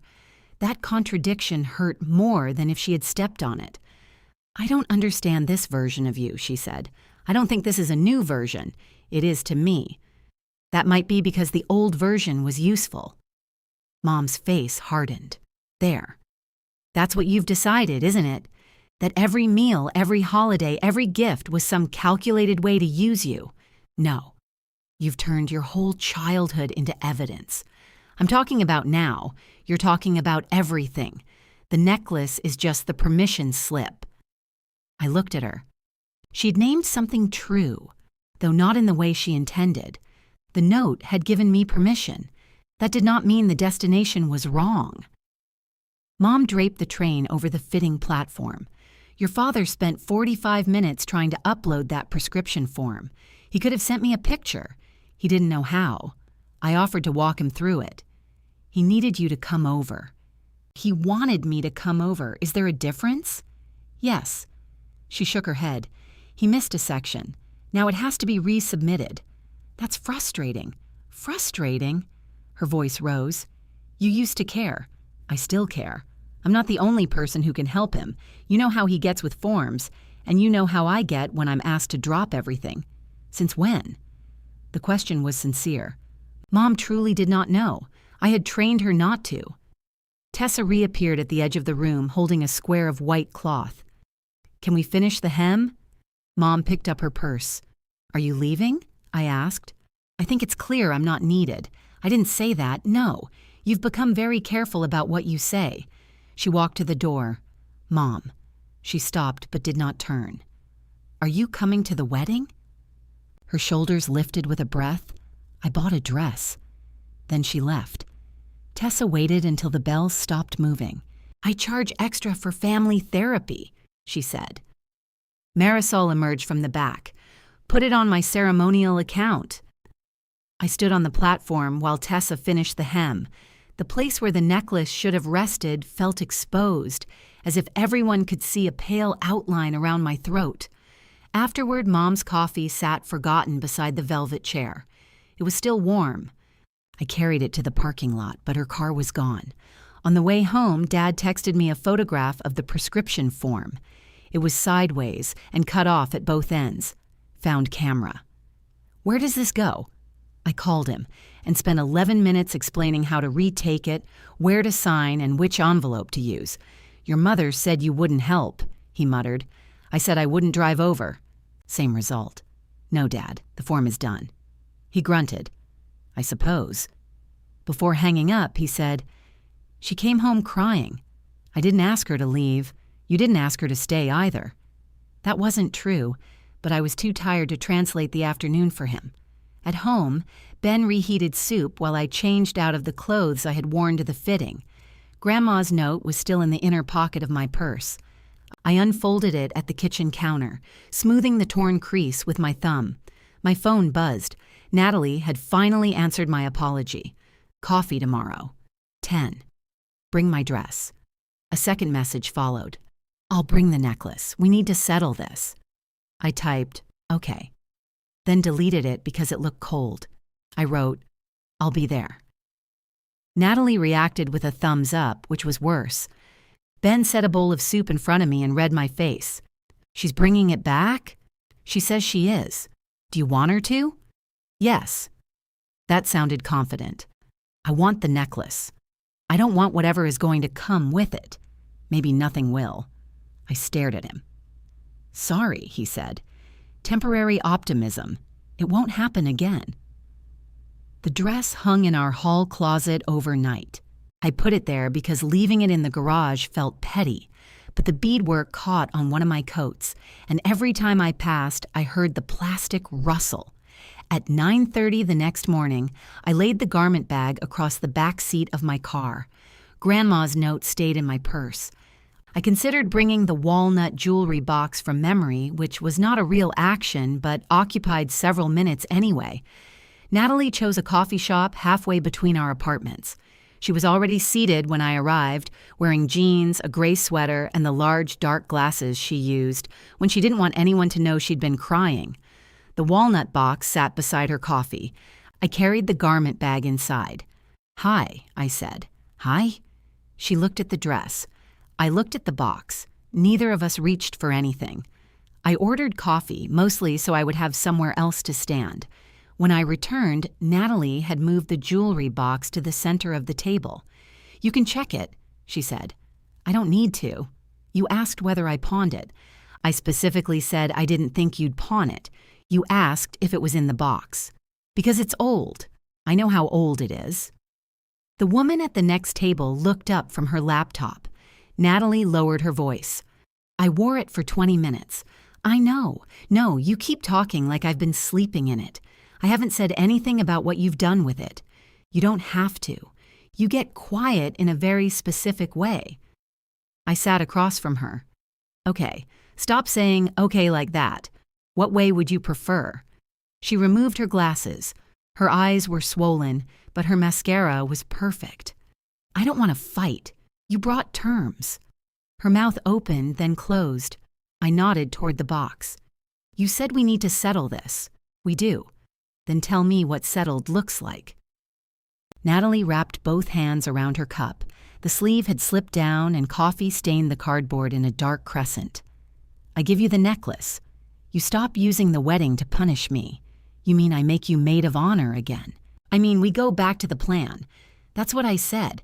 And you stop acting like I stole it. You took it home after reading the note. Mom gave it to me. Mom couldn't give you that. She literally could. It belonged to her. I opened my purse and took out Grandma's note. Natalie recoiled. I know what it says. I'm not showing it to you. Then why did you bring it? It's been in my purse. Of course it has. I folded my hands over the paper. What does that mean? It means you carry proof. Receipts, screenshots, exact quotes. You remember what time I called and how far you drove and how much it cost you. Because everyone forgets. I don't. You forgot the dress at my apartment. That's not what I mean. What do you mean, then? She glanced toward the window. Outside, a delivery driver balanced 2 cardboard trays of drinks against his chest. I know what you've done for me, she said. Do you? Yes. That's why it's awful every time we fight. I waited. You don't just get mad about one thing, she continued. You pull in everything. The airport, my security deposit, the night Eric left, the flat tire in Cincinnati. I didn't bring up any of those things. You don't have to. They're always in the room. They're in the room because none of you acknowledge them. I thanked you. Usually after Mom reminded me you were having a hard time. Natalie's jaw tightened. There. That. What? You make helping sound like something I took from you at gunpoint. I never said that. You didn't say no either. You showed up, fixed everything, and then quietly hated me for needing it. The sentence landed with enough truth that I had to look away. I had not hated her, but there had been nights when my phone lit with her name and resentment arrived before concern. I had answered anyway, then congratulated myself for not letting it show. Maybe it had shown. You're right, I said. She blinked. I should have said no more often. That's not an apology. It isn't meant to be. Of course not. It's me admitting I helped build this. Natalie looked down at the jewelry box. I continued. But you liked it. What? You liked knowing I would come. Yes. Her answer was immediate. I did. The honesty startled both of us. She pushed her coffee aside. When Eric left, you came over with boxes and stayed until 3. Mom sat on the bed telling me I'd be okay. You packed the kitchen. Dad kept asking where the tape was. I remember who did what. Then why are we here? Because you think doing the most means you get to be hurt the most. I leaned back. That's not fair. Neither is acting like Mom loving me is something she does to you. She gave you my necklace, and I brought it back. With a condition. Yes, Claire, with a condition. I'm not going to hand it over so you can wear it while Marisol stands next to you and everyone watches me sit alone like some disgraced pageant contestant. You wouldn't be alone. You know what I mean. I did. That did not make it mine to fix. I touched the edge of the box but didn't pull it closer. I want you at the wedding, in the audience, with our family. So Mom can spend the whole ceremony crying beside me. I can't control what Mom does. Natalie gave me a sharp look. Since when? The question stopped me. She leaned forward. You want to make this all about Mom controlling us, but you control things too. You're just quieter. You arrange rides and dinners and birthdays, and then everyone has to behave because Claire went to so much trouble. That's not the same. No, you're nicer about it. I wanted to reject that completely. Instead, I remembered the family Christmas I had hosted after Grandma died.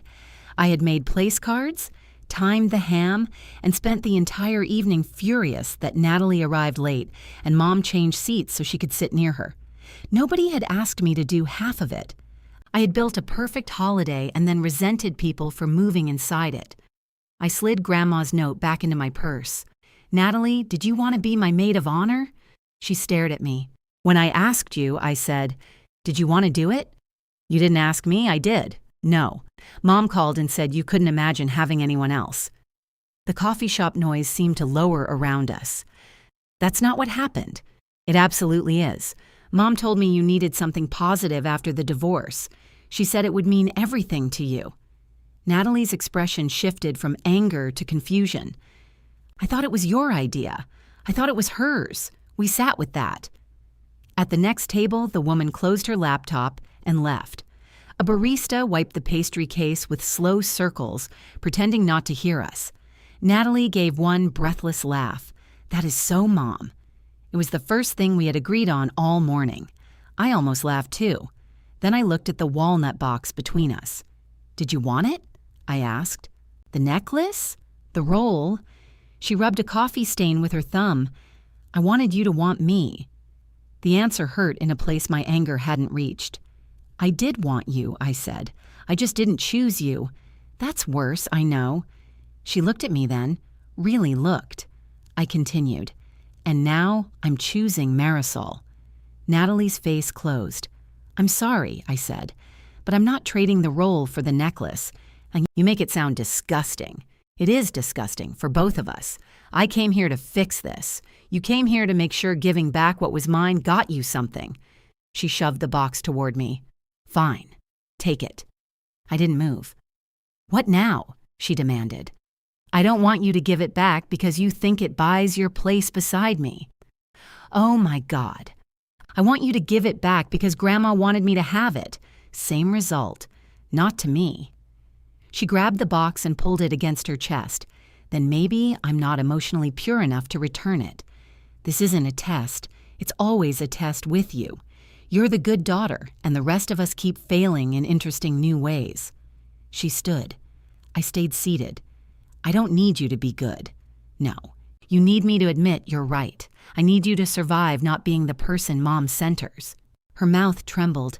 I wished I could pull the words back, not because they were false, but because I had aimed them well.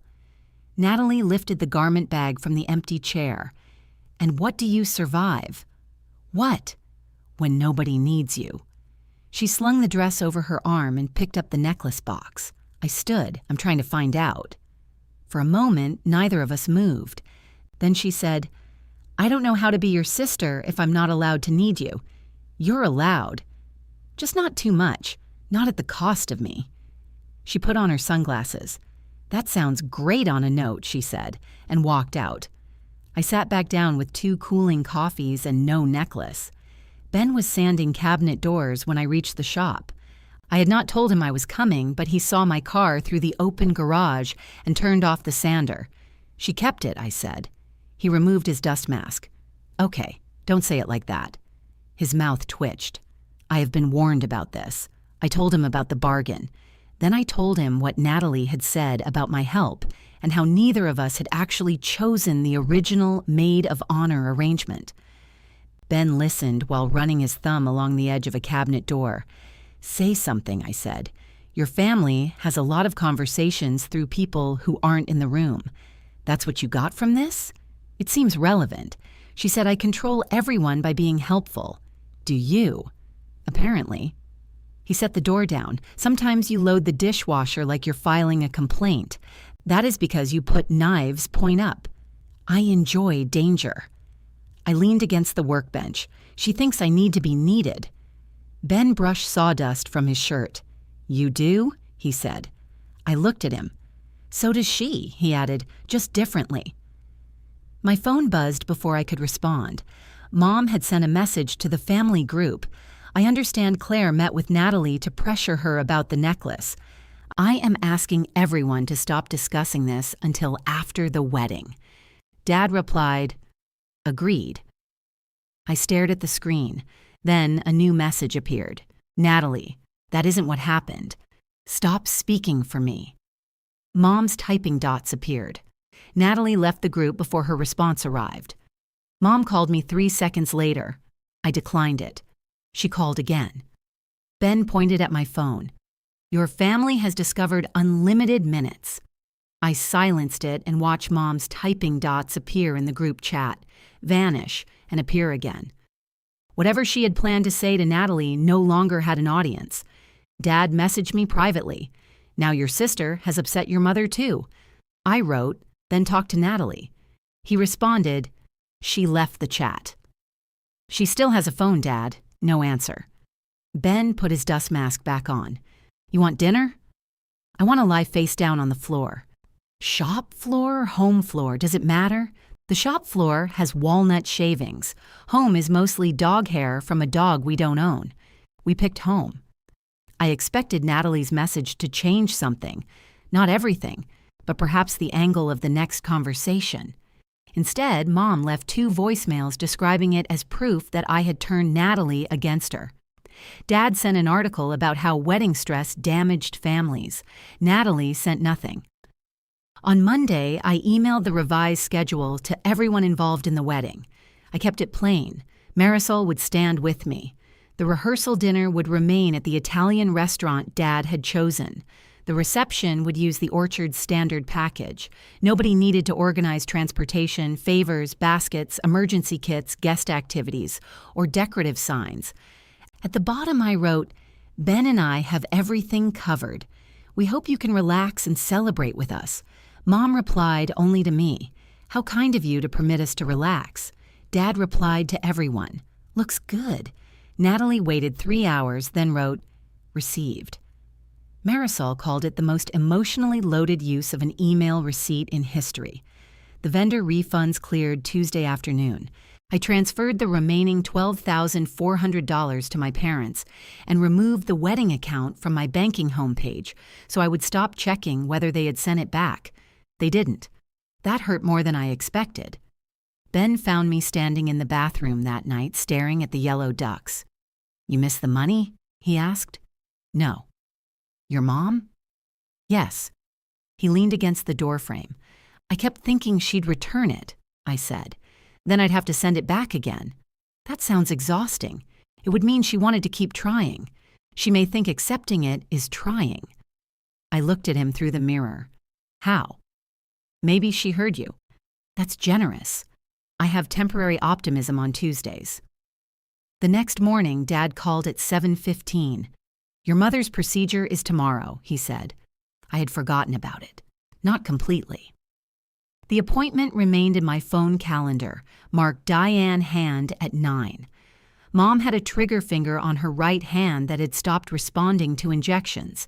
The outpatient release was minor enough that she had spent months telling everyone it was minor, and serious enough that she had originally asked me to take 2 days off work.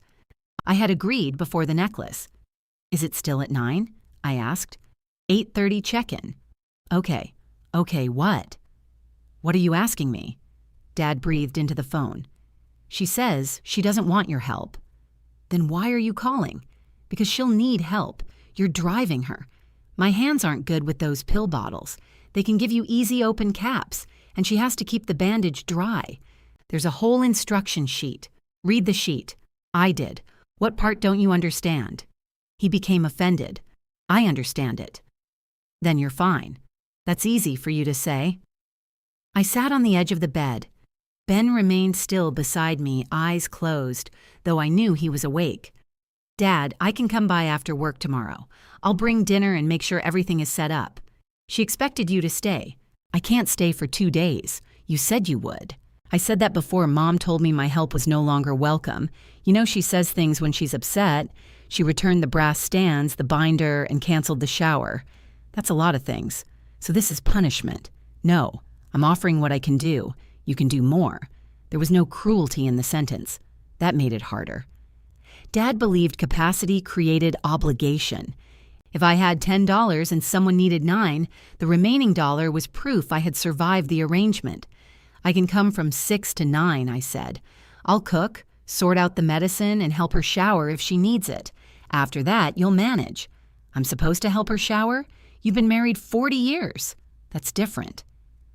I laughed before I could stop myself. Dad did not. "Natalie has meetings all day. I have work, too. Your schedule is more flexible." "It isn't. You always make it work." Not this time, I thought, then hated how proud the sentence sounded. 6 to 9, I repeated. Dad sighed. "I'll tell your mother."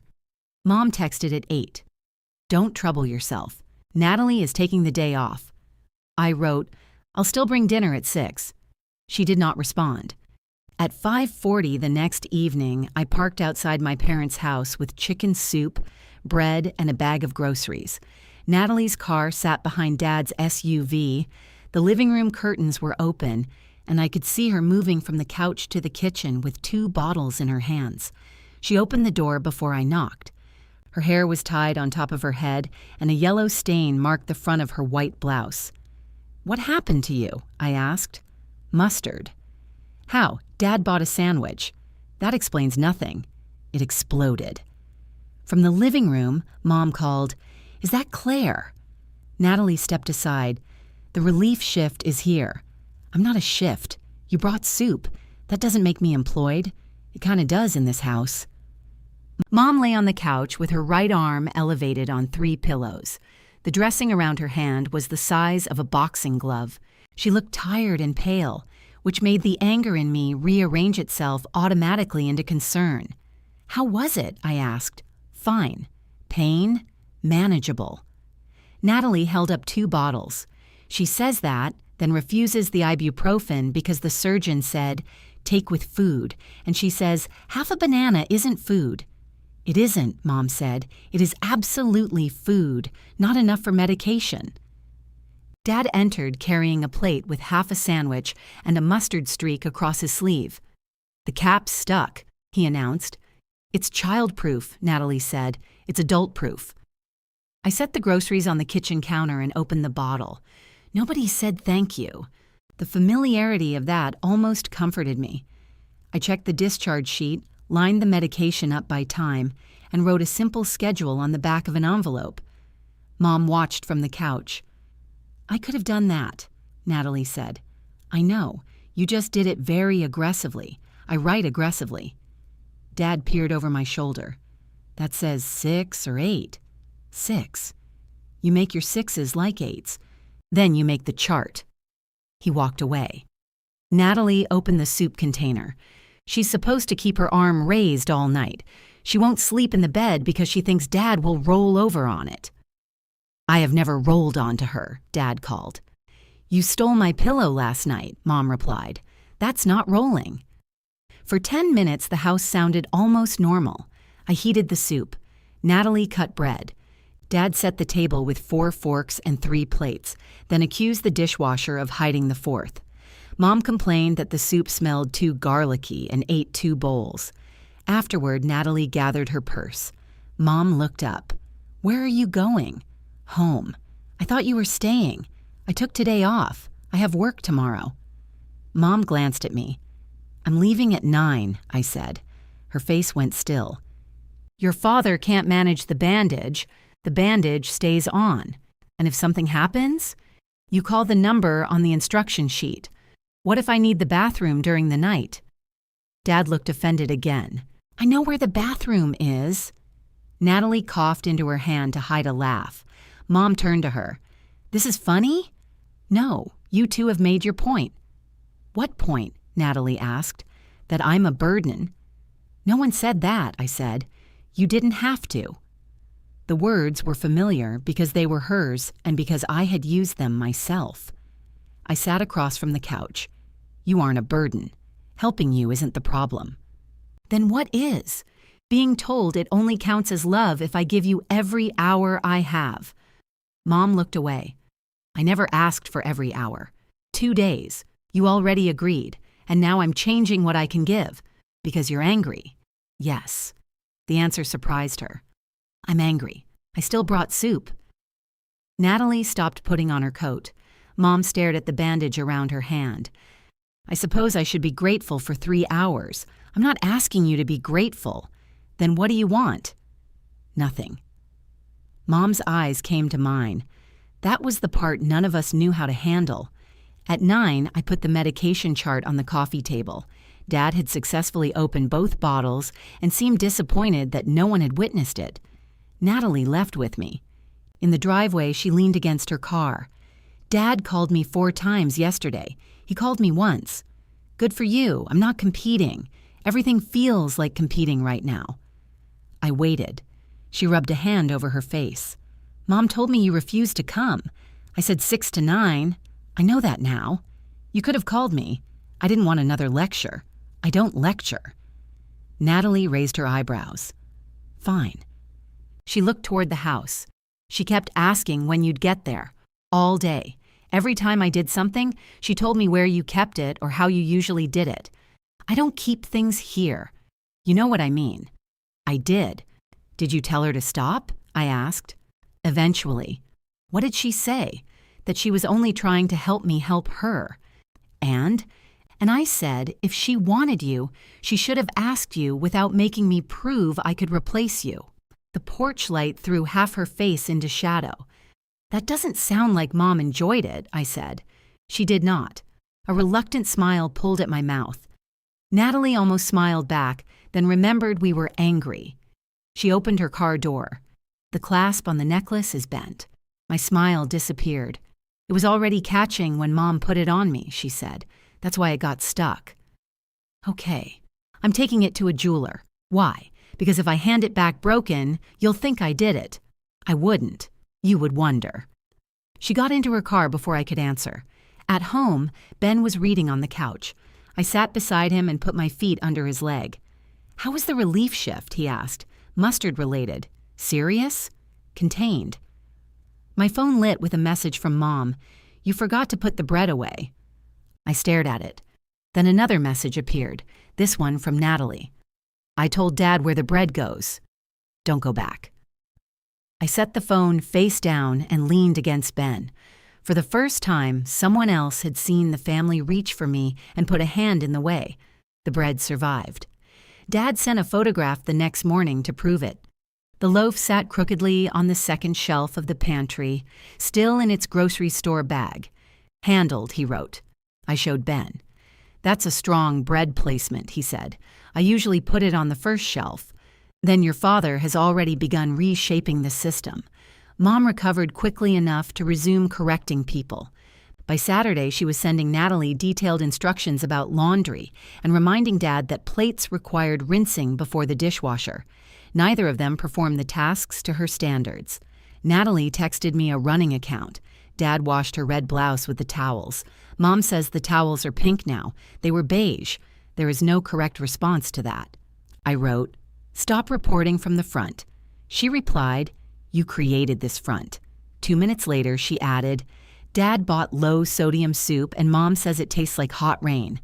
I laughed into my coffee. That was how we began speaking again, not about the necklace, the wedding, or the years stacked behind us, but about Dad buying the wrong soup.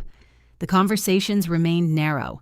If either of us stepped too close to anything real, the other stopped replying. Marisol's replacement shower was scheduled for the following Sunday. She refused to call it a shower. "It's a lunch," she said. "A lunch where people may coincidentally bring wrapped household goods. You invited 12 people. 11. Patrice invited herself after learning the original event was canceled. "No, I already uninvited her." "How?" "I told her it was canceled. That's cruelly efficient." Marisol hosted at her condo, which had a dining room roughly the size of our bathroom but no ceramic ducts. She borrowed folding chairs from her building's meeting room and pushed her couch against the wall. The food came from 3 restaurants because she did not cook beyond applying heat to cheese. I arrived early and found her constructing a tower of pastries on a cake stand. "You said no games," I reminded her. "This is architecture. Why does the top croissant have a flower? It's the bride. You need help. That is what this lunch is for." I had given her Mom's and Natalie's names for the guest list. Both invitations remained unanswered until an hour before the lunch, when Natalie texted that she was bringing Mom. I read the message twice. Marisol saw my face. "Problem? They're coming. Do you want them here?" "Yes." "Do you want them here together?" That wasn't one of the options. Marisol set down a pastry. "Your mother is going to walk in with something larger than my furniture." She arrived with a 3-tiered white cake. Dad carried it because Mom's hand was still bandaged. Natalie followed with Mom's purse, 2 gift bags, and an expression suggesting the drive had contained several tactical disagreements. "This is not large," Mom said before anyone accused her. "The original cake would have served 40. Marisol looked at the tiers. "How many does this serve?" 30. "There are 11 of us. Then people can take some home." Dad lowered it onto the kitchen counter with visible relief. "I'll be back at 3. "It ends at 2:30, Mom said. "You said 3. "I said no later than 3. Dad looked at me. "I can drive her home," Natalie said. "You told me you had somewhere to be," Mom replied. "I can move it." "What somewhere?" I asked. "Nothing." She glanced at the gift bag in her left hand. The shape was too small for clothing and too square to ignore. The walnut box would have fit inside it. Mom turned toward me.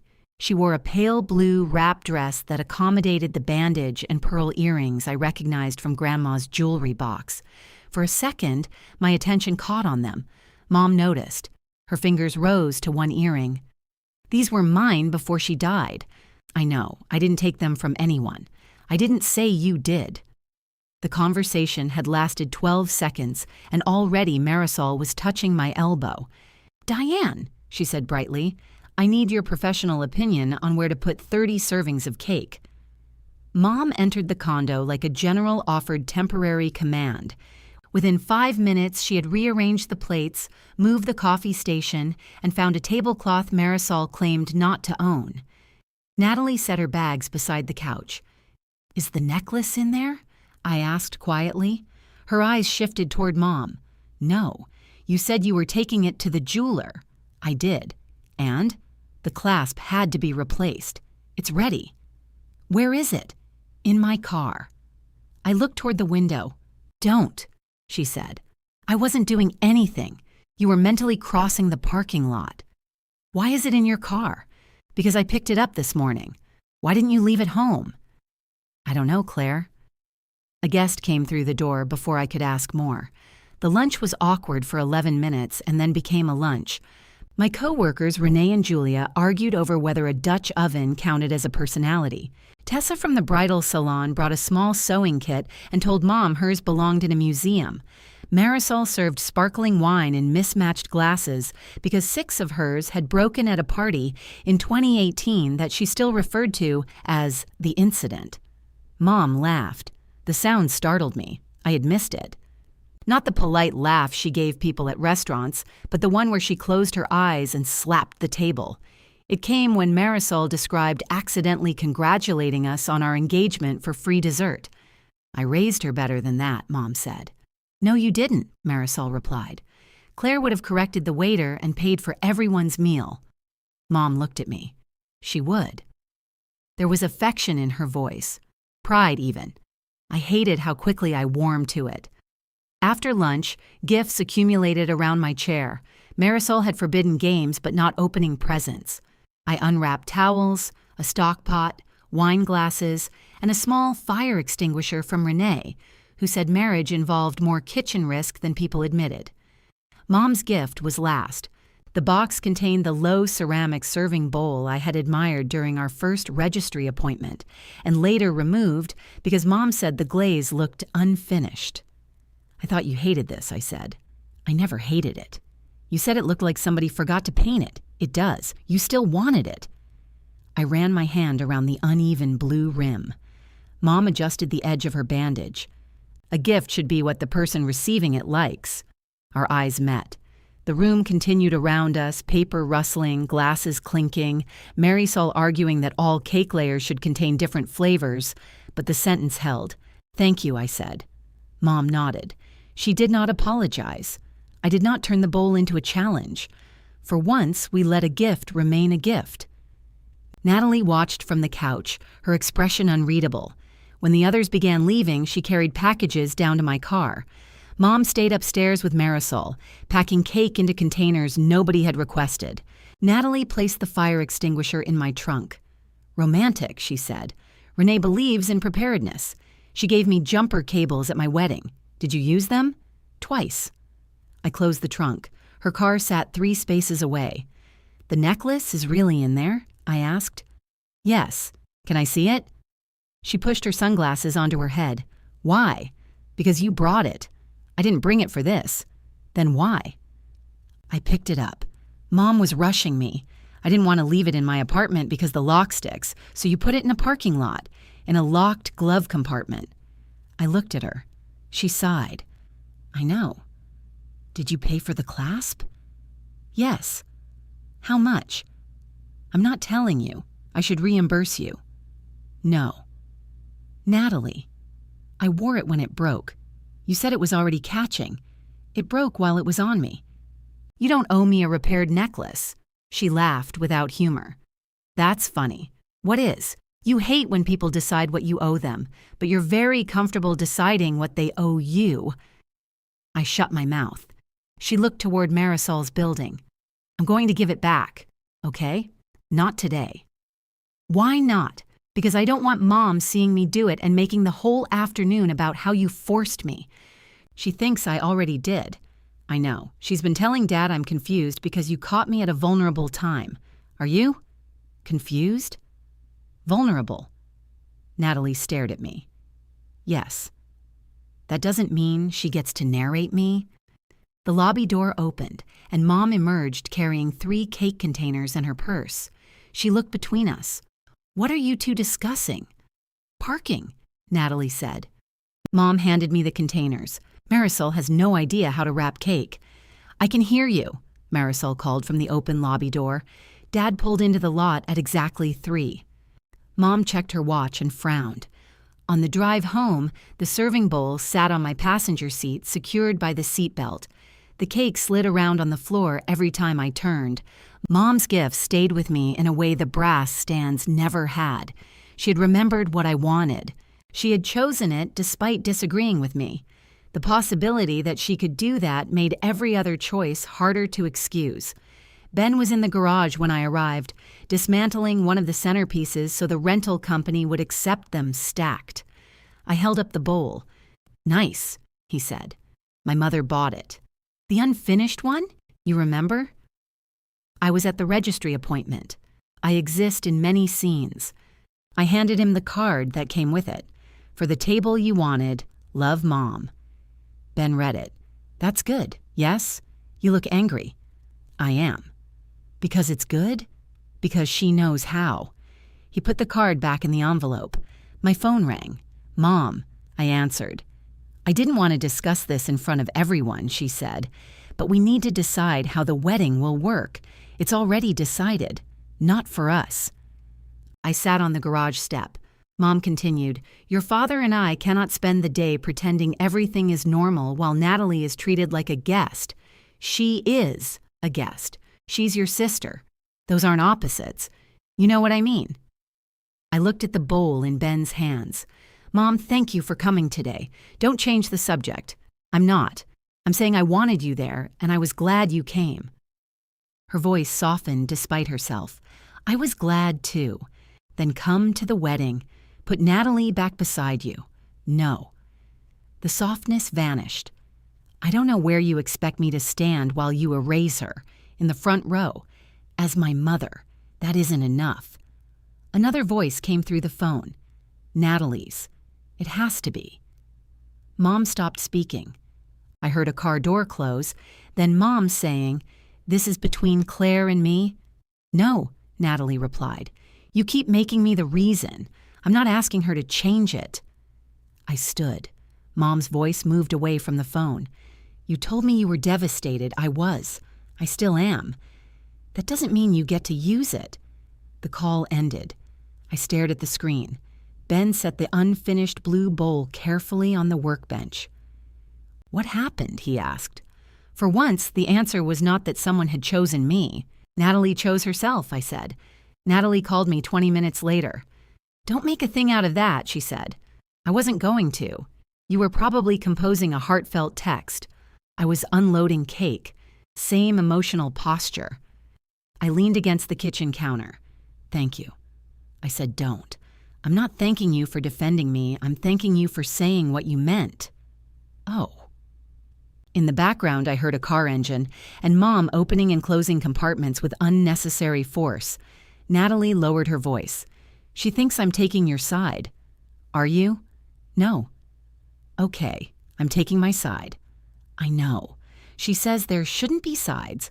Mom only says that when she thinks everyone should be on hers. Natalie made a sound that might have been a laugh. Is she coming to the wedding? I asked. I don't know. Are you? Yes. The answer came without hesitation. Okay, I said. Stop saying it like that. What does it sound like now? Like you're relieved. I am. She went quiet. I heard Mom ask, Are you talking to Claire? Natalie said, I have to go, and ended the call. The final 10 days before the wedding filled every space we left open. Place cards arrived with Alvarez misspelled on 16 of them. The orchard discovered that one outdoor outlet had stopped working. Ben's suit needed the sleeves adjusted because, according to the tailor, he had unexpected wrists. My wrists have been visible the entire time, Ben said. Maybe they expected less from them. We sat at the kitchen table replacing the misspelled cards. The low ceramic bowl Mom had given me held rosemary clippings for the centerpieces. Its uneven glaze looked blue in daylight and almost gray under the kitchen light. I wrote Mr. and Mrs. Thomas Alvarez on a fresh card. Ben watched me. That's the third one you've done twice. My handwriting leaned. The table will recover. I put down the pen. My phone sat beside the rosemary. Mom had not called in 4 days. Dad sent practical questions on her behalf. What time to arrive, whether the rehearsal dinner required a jacket, where they should park. But every answer disappeared into him without revealing whether Mom intended to come. Call her, Ben said. I have, not today. She knows how phones work. So does your dad, technically. I looked at him. He reached for another blank card. You've been checking the screen every 40 seconds. I'm waiting for the bakery. The bakery emailed an hour ago.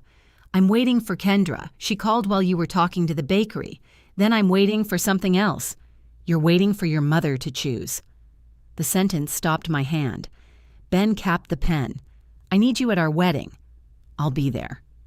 Physically, yes. I've seen the dress. What does that mean? It means for the last month, every decision has still been about your family. First doing what your mom wanted, then undoing what she wanted. Both times she got most of your attention. That's not fair. I know. Then why say it? Because fair isn't the same as false. I stood and gathered the ruined place cards, though there were only 3. Ben touched my wrist. Claire. I'm getting the recycling. There's no recycling emergency. Alvarez is spelled wrong, not on the good ones. I looked down at his hand. He released me. I'm proud of you, he said. I'm also tired. My anger softened around the edges. Of me? Of watching you try to earn a peaceful wedding from people who benefit from keeping you nervous. I sat again. He moved the rosemary bowl aside. If your mother comes, we get married. If she doesn't, we get married. If Natalie wears a white dress and the necklace and performs a one-woman version of Oklahoma during the vows, we still get married. She doesn't know the songs. That's your objection? I smiled despite myself. Ben took my hand. I don't need you not to care. I need you to remember the answer isn't coming from them. What answer? That somebody chose you. The kitchen blurred. He rubbed his thumb over my knuckles. I already did. The rehearsal took place the next afternoon beneath a sky that kept threatening rain and then changing its mind.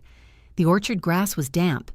Kendra had placed small wooden signs along the path to the reception barn, and one pointed backward because Ben had rotated it while pretending to help. Marisol arrived first in jeans and bright orange rain boots.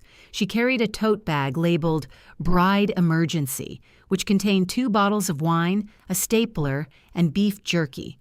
This is not a useful kit, I told her. It depends on the emergency. Ben's friends gathered near the ceremony rose. Our officiant Rachel stood beneath the wooden arbor reviewing her notes. Tessa had delivered my dress that morning, steamed and sealed in its garment bag at home. The necklace was still with Natalie. I had stopped asking. Dad's SUV pulled into the gravel lot 15 minutes late. He got out in a navy blazer, looked at the sky, and returned to the vehicle for an umbrella. Mom emerged from the passenger side. Her hand was wrapped in a smaller bandage now. She wore cream slacks and a dark blouse, her hair freshly styled. Natalie climbed from the back seat. For a moment, all 3 stood beside the SUV, arranged like a family arriving for someone else's event. Then Dad walked toward me. Traffic, he said. You live 25 minutes away. Your mother wanted gas. The tank was under a quarter, Mom called. I'm glad you're here, I said. Dad kissed my cheek. Wouldn't miss it. Mom heard him. Her expression changed, but she came forward and kissed me too. We said we would attend the rehearsal, she said, not the wedding. The distinction settled over the group without being spoken. Kendra gathered everyone near the chairs. We'll do this twice. The second time, everyone will pretend they listened the first time. Mom's mouth twitched. Marisol stood on my side beneath the arbor. Natalie sat in the second row because the front row chairs represented where Mom and Dad would sit at the ceremony. She crossed one leg over the other and watched Kendra position us. Mom watched Natalie. When Kendra asked Dad to walk me down the aisle, he offered his left arm because his right shoulder hurt. We started beneath the trees. Slow down, I whispered. I am going slow. You're marching. I'm nervous. It's a rehearsal. Your mother's staring at my back. I nearly laughed loud enough to disrupt Kendra. At the arbor, Dad placed my hand in Ben's. Kendra asked whether Rachel planned to use any version of Who Gives This Woman. No, I said. Dad looked surprised. Nobody's giving me, I added. He studied me for a second, then nodded. Probably for the best. Your mother would dispute the wording. The first rehearsal was chaos. Ben turned the wrong direction. Marisol forgot the pretend bouquet on a chair. Dad sat in Mom's symbolic seat, and Natalie had to tell him to move. The second was better. By the time we reached the restaurant for dinner, the tension had thinned enough for people to speak normally. Dad ordered the chicken parmesan, then changed to lasagna when Natalie said he always regretted chicken parmesan. Mom asked Marisol where she found her green dress. On clearance, Marisol said. You'd never know. That's the dream. Mom laughed softly. For most of the meal, she behaved like my mother instead of the head of an injured political party. She reminded Ben that he disliked olives before he ate one from the antipasto plate. She adjusted Dad's collar. When I spilled water near the place cards, she handed me her napkin without comment. I let myself enjoy her. Dad stood after dessert with one hand around his wine glass. "I was told there would be no speeches," he said, "so this is not a speech." Everyone turned toward him. He looked horrified by the attention, but continued.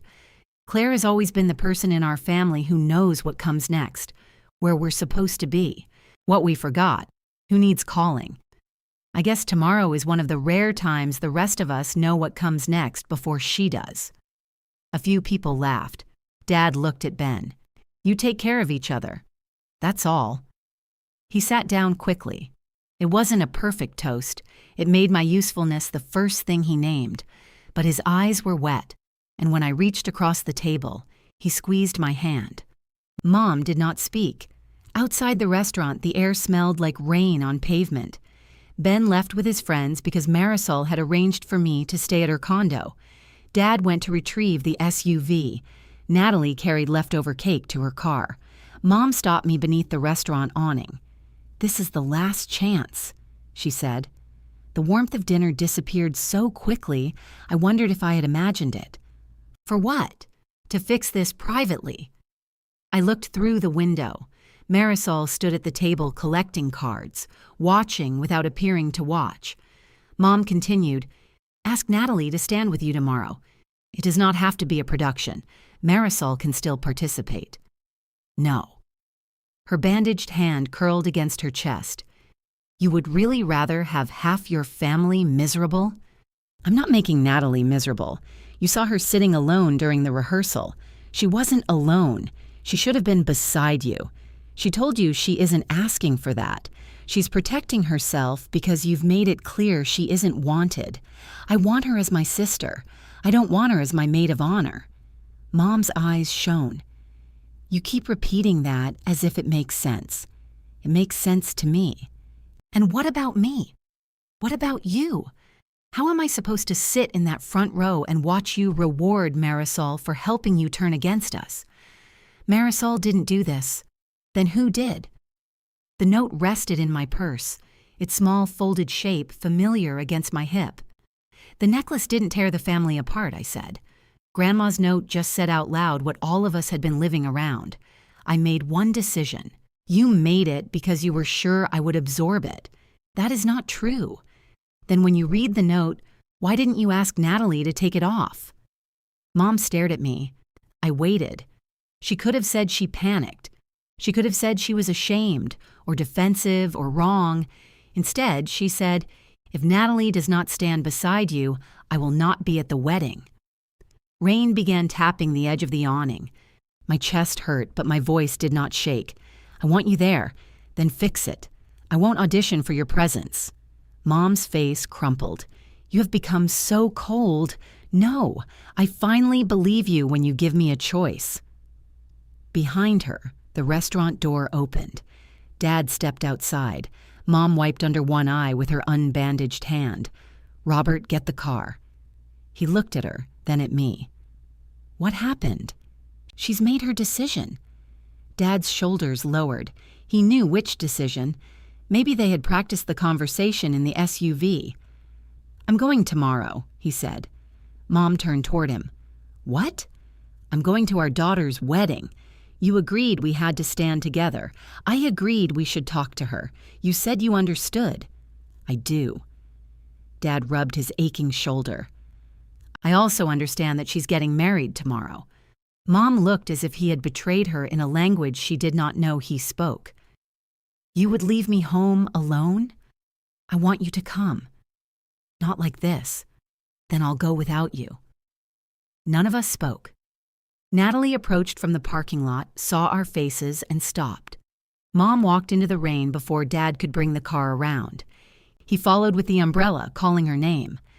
Natalie came beneath the awning. "I told her not to do that," she said. "I know. She thought Dad would back her. So did I." Natalie looked toward the lot. He usually does. Dad caught up to Mom and held the umbrella over her. She did not move closer to him, but she did not step away.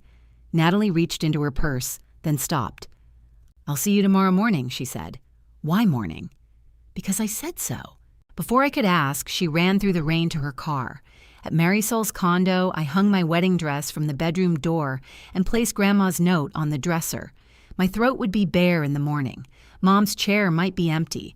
Natalie might arrive angry, apologetic, or carrying another set of terms. I turned my phone off. For one night, I stopped waiting to be chosen.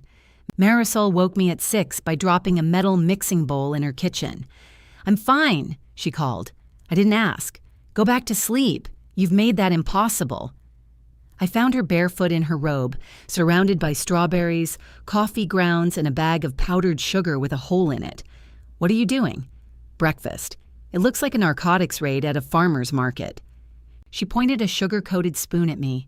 "You are forbidden from making decisions until you've had coffee." Outside, the sky was clear. Rainwater clung to the balcony railing, but sunlight had started breaking through the clouds. My phone remained off on the dresser beside Grandma's note. I drank coffee. I ate 2 strawberries and half a piece of toast. Marisol played music from her phone and refused to choose anything with the word wedding in the title. At 8:20, someone knocked.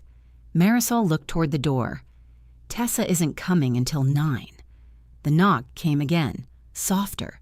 I knew before Marisol opened it.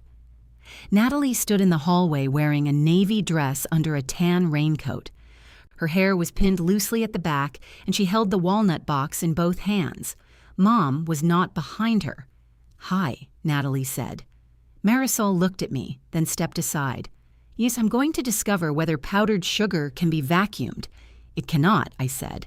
"Then I may be gone a while." She disappeared into the kitchen. Natalie entered but didn't take off her coat. She crossed to the dresser and set the box beside Grandma's note. "The clasp is fixed," she said. "They cleaned the pearls too, not with chemicals." The jeweler explained the whole thing. "Thank you. I'm not giving it back because of the wedding." I waited. I'm giving it back before the wedding, obviously. "But I'm not doing it so you'll change anything." "I know." "No, you don't. I didn't know until last night." She looked down at the box. "When Mom gave it to me, I knew it probably wasn't supposed to be mine," she said. "Not the exact note. I didn't know about that, but I remembered Grandma saying the blue stone would look good with your wedding dress." I had not known Natalie heard that. "She said it at Christmas," Natalie continued.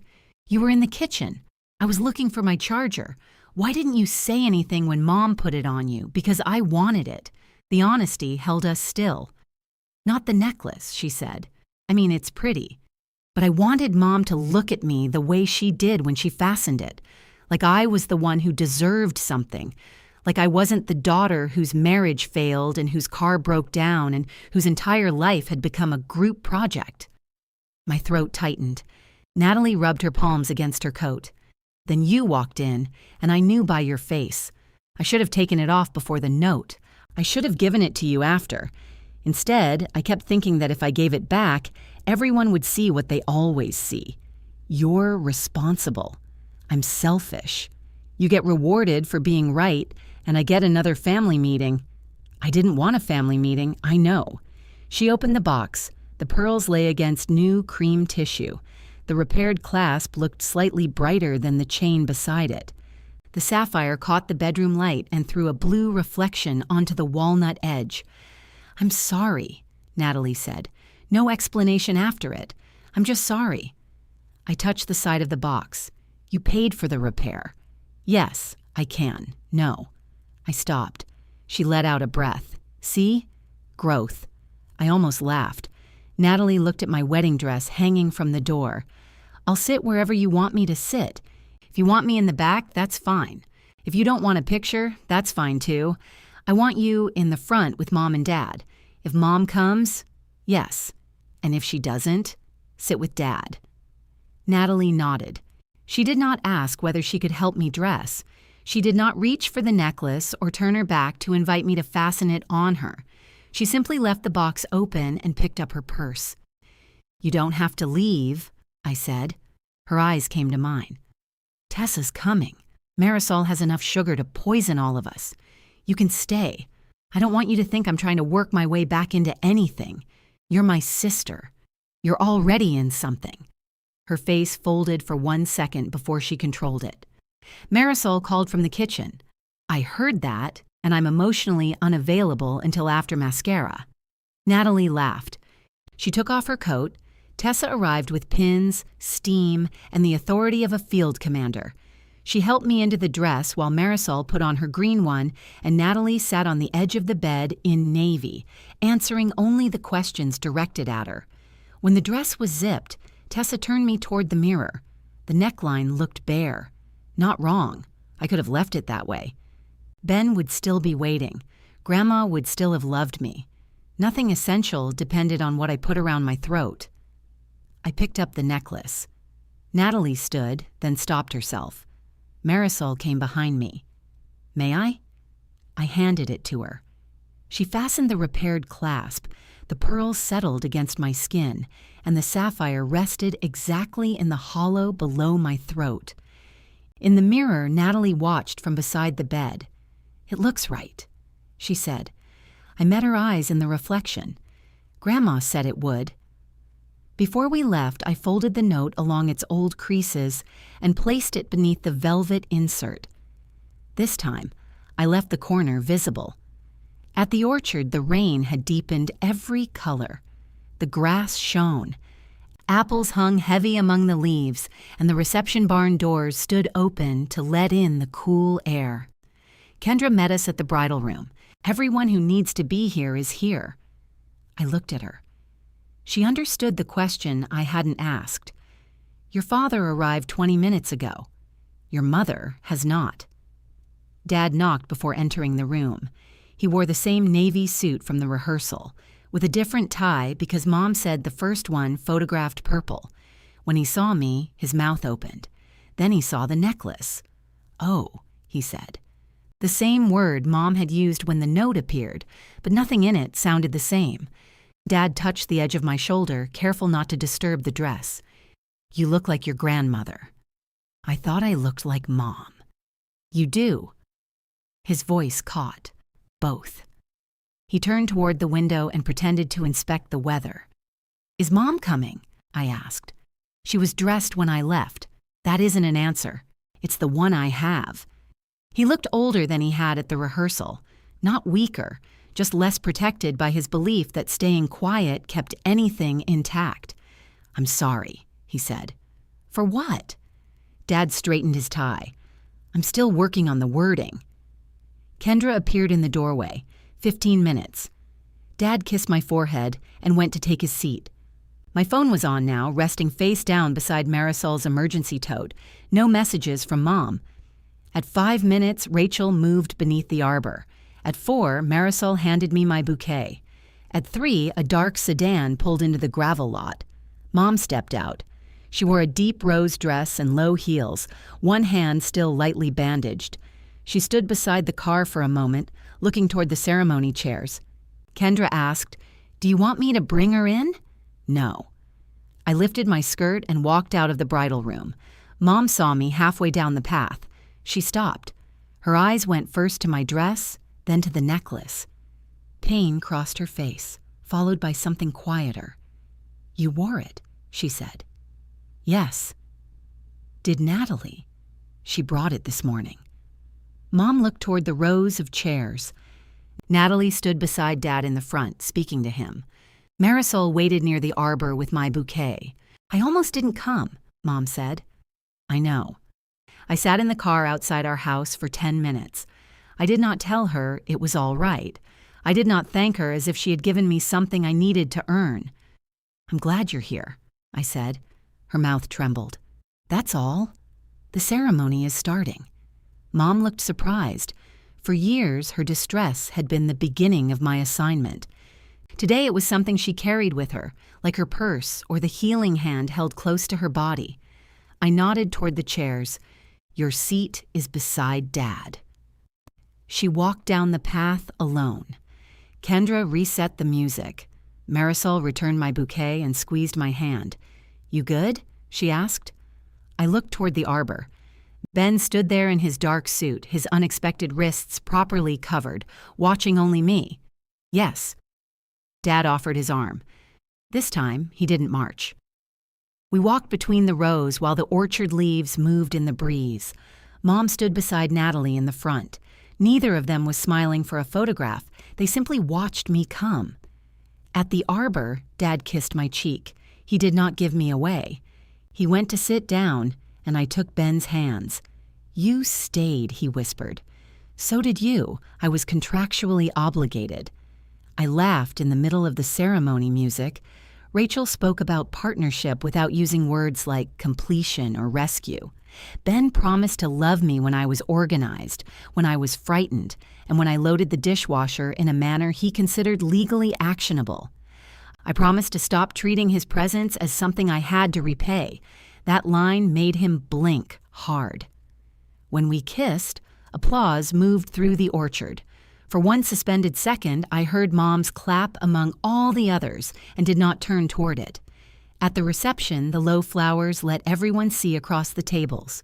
The standard chairs held. Nobody missed the sliders. Mom sat with Dad and Natalie through dinner. She did not rearrange the place settings or complain that the rosemary shed onto the linens. When the photographer asked for a picture of the women in my family, Mom looked at me before moving. "Yes," I said. She stood on one side of me and Natalie on the other. No one pretended the distance between us had vanished. The photograph caught what was there. 3 women linked by love, injury, habit, and the uncertain possibility of behaving differently. Later, during the dancing, Mom approached me. The necklace flashed blue in the barn lights. "I was wrong," she said. My breath stopped. Her eyes moved toward Natalie. I should not have given it to her. There were other apologies she had not made, other truths she still resisted, but this one arrived without because. "Thank you for saying it," I replied. Mom waited, perhaps for forgiveness to become a performance we could complete before the song ended. I touched her unbandaged hand. Then I went back to my husband. Ben pulled me into the middle of the dance floor before I could study Mom's apology for hidden conditions. "You're thinking," he said. "I do that, not during this song." "What song is it?" He looked toward the speakers. "I have no idea." We danced anyway. His hand rested against the low back of my dress.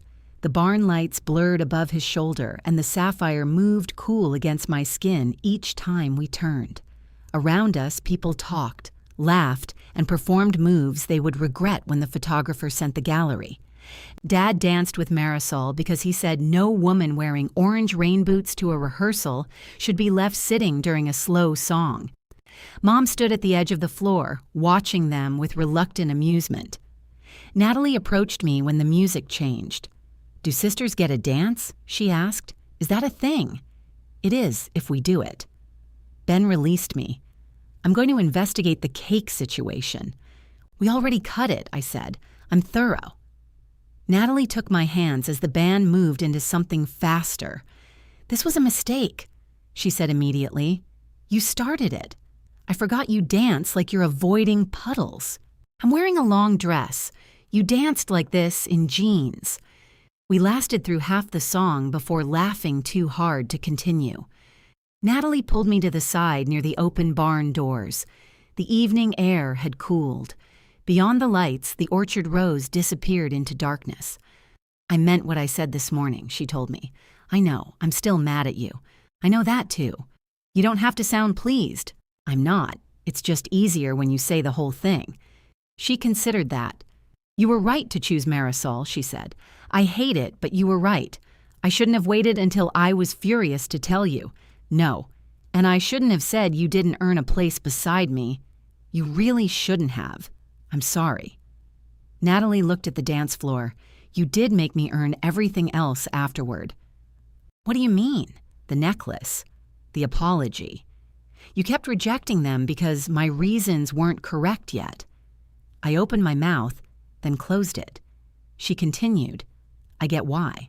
I was trying to trade. But sometimes you make people keep taking the test until they give you the answer exactly how you want it. I don't mean to." "I know." That did not make it untrue. "Are we okay?" I asked. "No." The answer struck me. Then she bumped her shoulder against mine. "We're also not finished." I looked at her. "I think that's better," she said. "Dad found me after the band announced the last dance. He had removed his tie and lost one cuff link.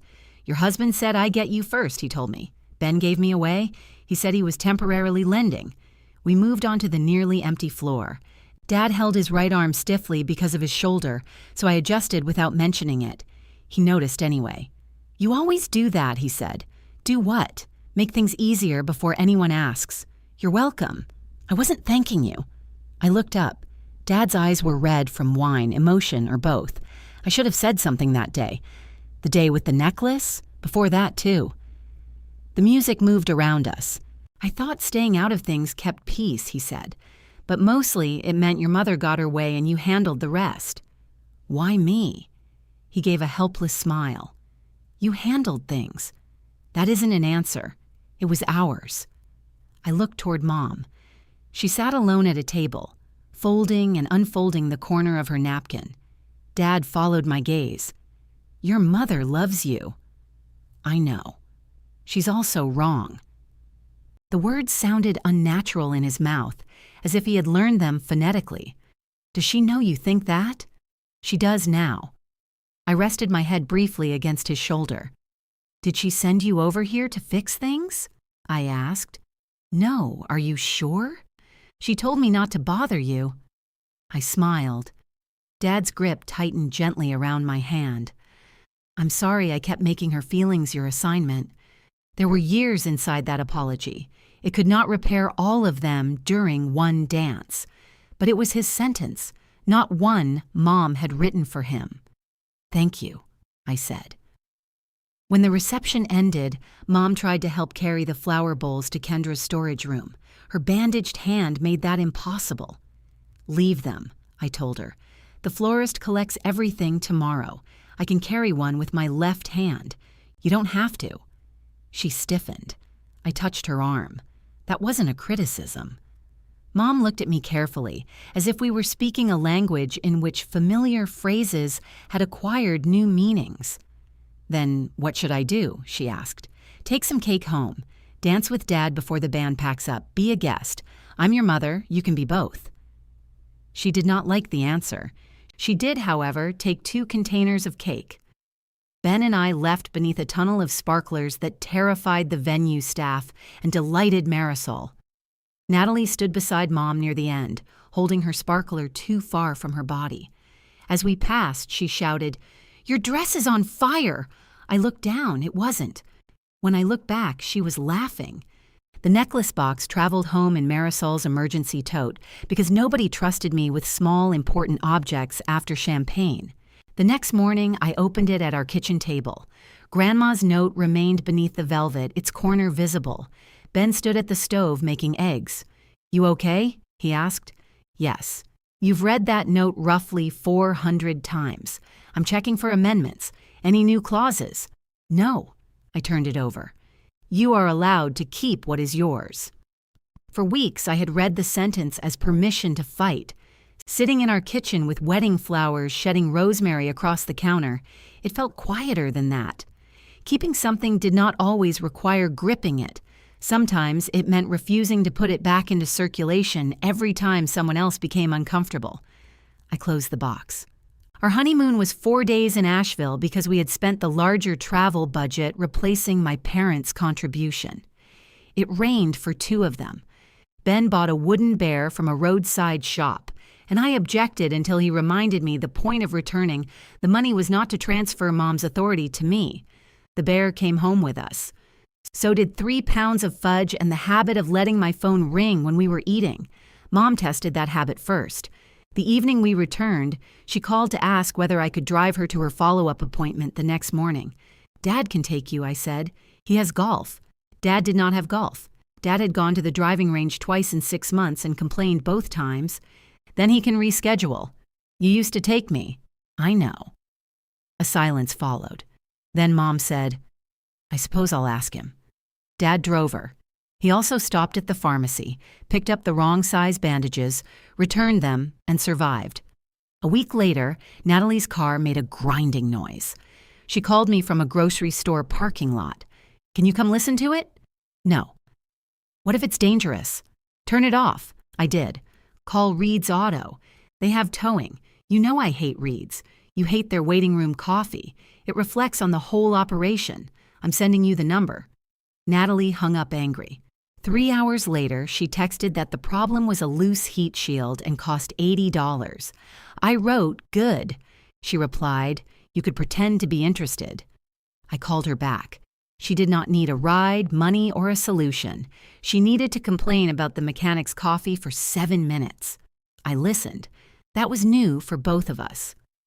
The first Sunday dinner after the wedding happened at my parents' house. Dad ordered the chicken without help and remembered to buy rolls. Natalie brought salad.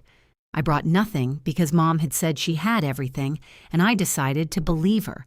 When I arrived empty-handed, she looked behind me. "No dessert." "You said not to bring anything. I meant you didn't have to." "I know." She pressed her lips together. Dinner was 10 minutes late because Dad could not find the carving knife. It was in the drawer where it had always been, beneath a serving fork. I knew that. I remained seated. Dad found it. The chicken was dry, the rolls were warm, nobody died. Halfway through the meal, Mom said, "I still think removing Natalie from the wedding so close to the date was unnecessarily harsh."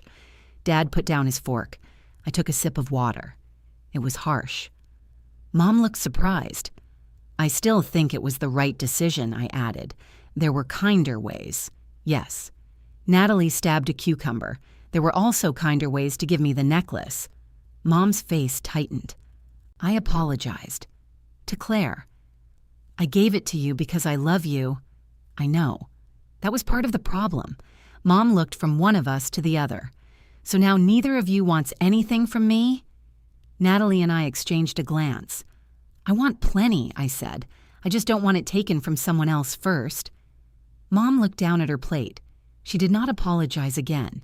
She did not storm away either. Dad passed her the rolls. The family did not transform after that dinner. Mom still called me before asking Dad to solve simple problems. Sometimes I helped. Sometimes I said no. Occasionally I said yes and resented it, then had to admit that no one had forced me. Dad learned to photograph entire documents. His first properly framed picture arrived with the message, "Your mother says this needs doing." I replied, "Looks like you've got it." He sent a thumbs up. Natalie resented how often Mom called her once I stopped answering immediately. She told me so over coffee. "This boundary thing has created a terrible workload," she said. "You can say no, too." "I do." "How does that go?" "Badly. Keep practicing." She stirred her coffee. "Sometimes I miss when you just handled everything. Sometimes I miss being the person who could. That sounds unhealthy." It was efficient. We started meeting without Mom arranging it. Coffee, lunch. Once a furniture store where Natalie spent 40 minutes choosing between identical lamps and did not ask me to pay, transport them, or confirm that she deserved light. Mom remained the hardest relationship. She could be warm for an entire afternoon, then refer to the necklace episode as if it were weather that had happened to her. I stopped correcting the phrase every time. I also stopped agreeing. When Thanksgiving approached, she asked me to coordinate the meal. "No," I said. "You're better at it." "That's true." "So you'll do it?" "No." Mom stared at me across our kitchen. Ben placed the unfinished blue serving bowl on the table between us. He had filled it with apples from the orchard. "I can bring pie," I offered. "Who will make the schedule?" "Dad can send an email."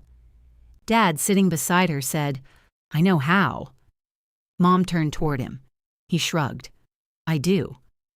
Natalie arrived late with the repaired walnut box, which I had left at my parents' house after showing Dad the clasp. "You forgot this," she said, setting it beside the bowl. "I did." Her eyebrows rose. "You forgot the necklace?" "I knew it was safe." Mom's eyes moved to the box. I opened it and checked beneath the velvet. Grandma's note was still there. The crease had begun to soften from being unfolded so often. I read the 14 words on the front, then the line on the back. Mom watched me. "What does the other side say?" she asked. I considered protecting it from her, then I handed it across the table. She read the sentence silently. For a moment, I saw the answer she wanted to give. The defense, the reinterpretation, the reason Grandma had been unfair. Instead, Mom folded the note and handed it back. "She knew you," she said. "Yes." The kitchen grew quiet. Then Dad asked who wanted coffee. Natalie complained that he made it too weak, and Mom began slicing the pie I had brought. I returned the note to the box beneath the velvet but not hidden. I left one corner showing, closed the lid, and placed it on the shelf beside the blue bowl. This time, no one asked me to give either of them away.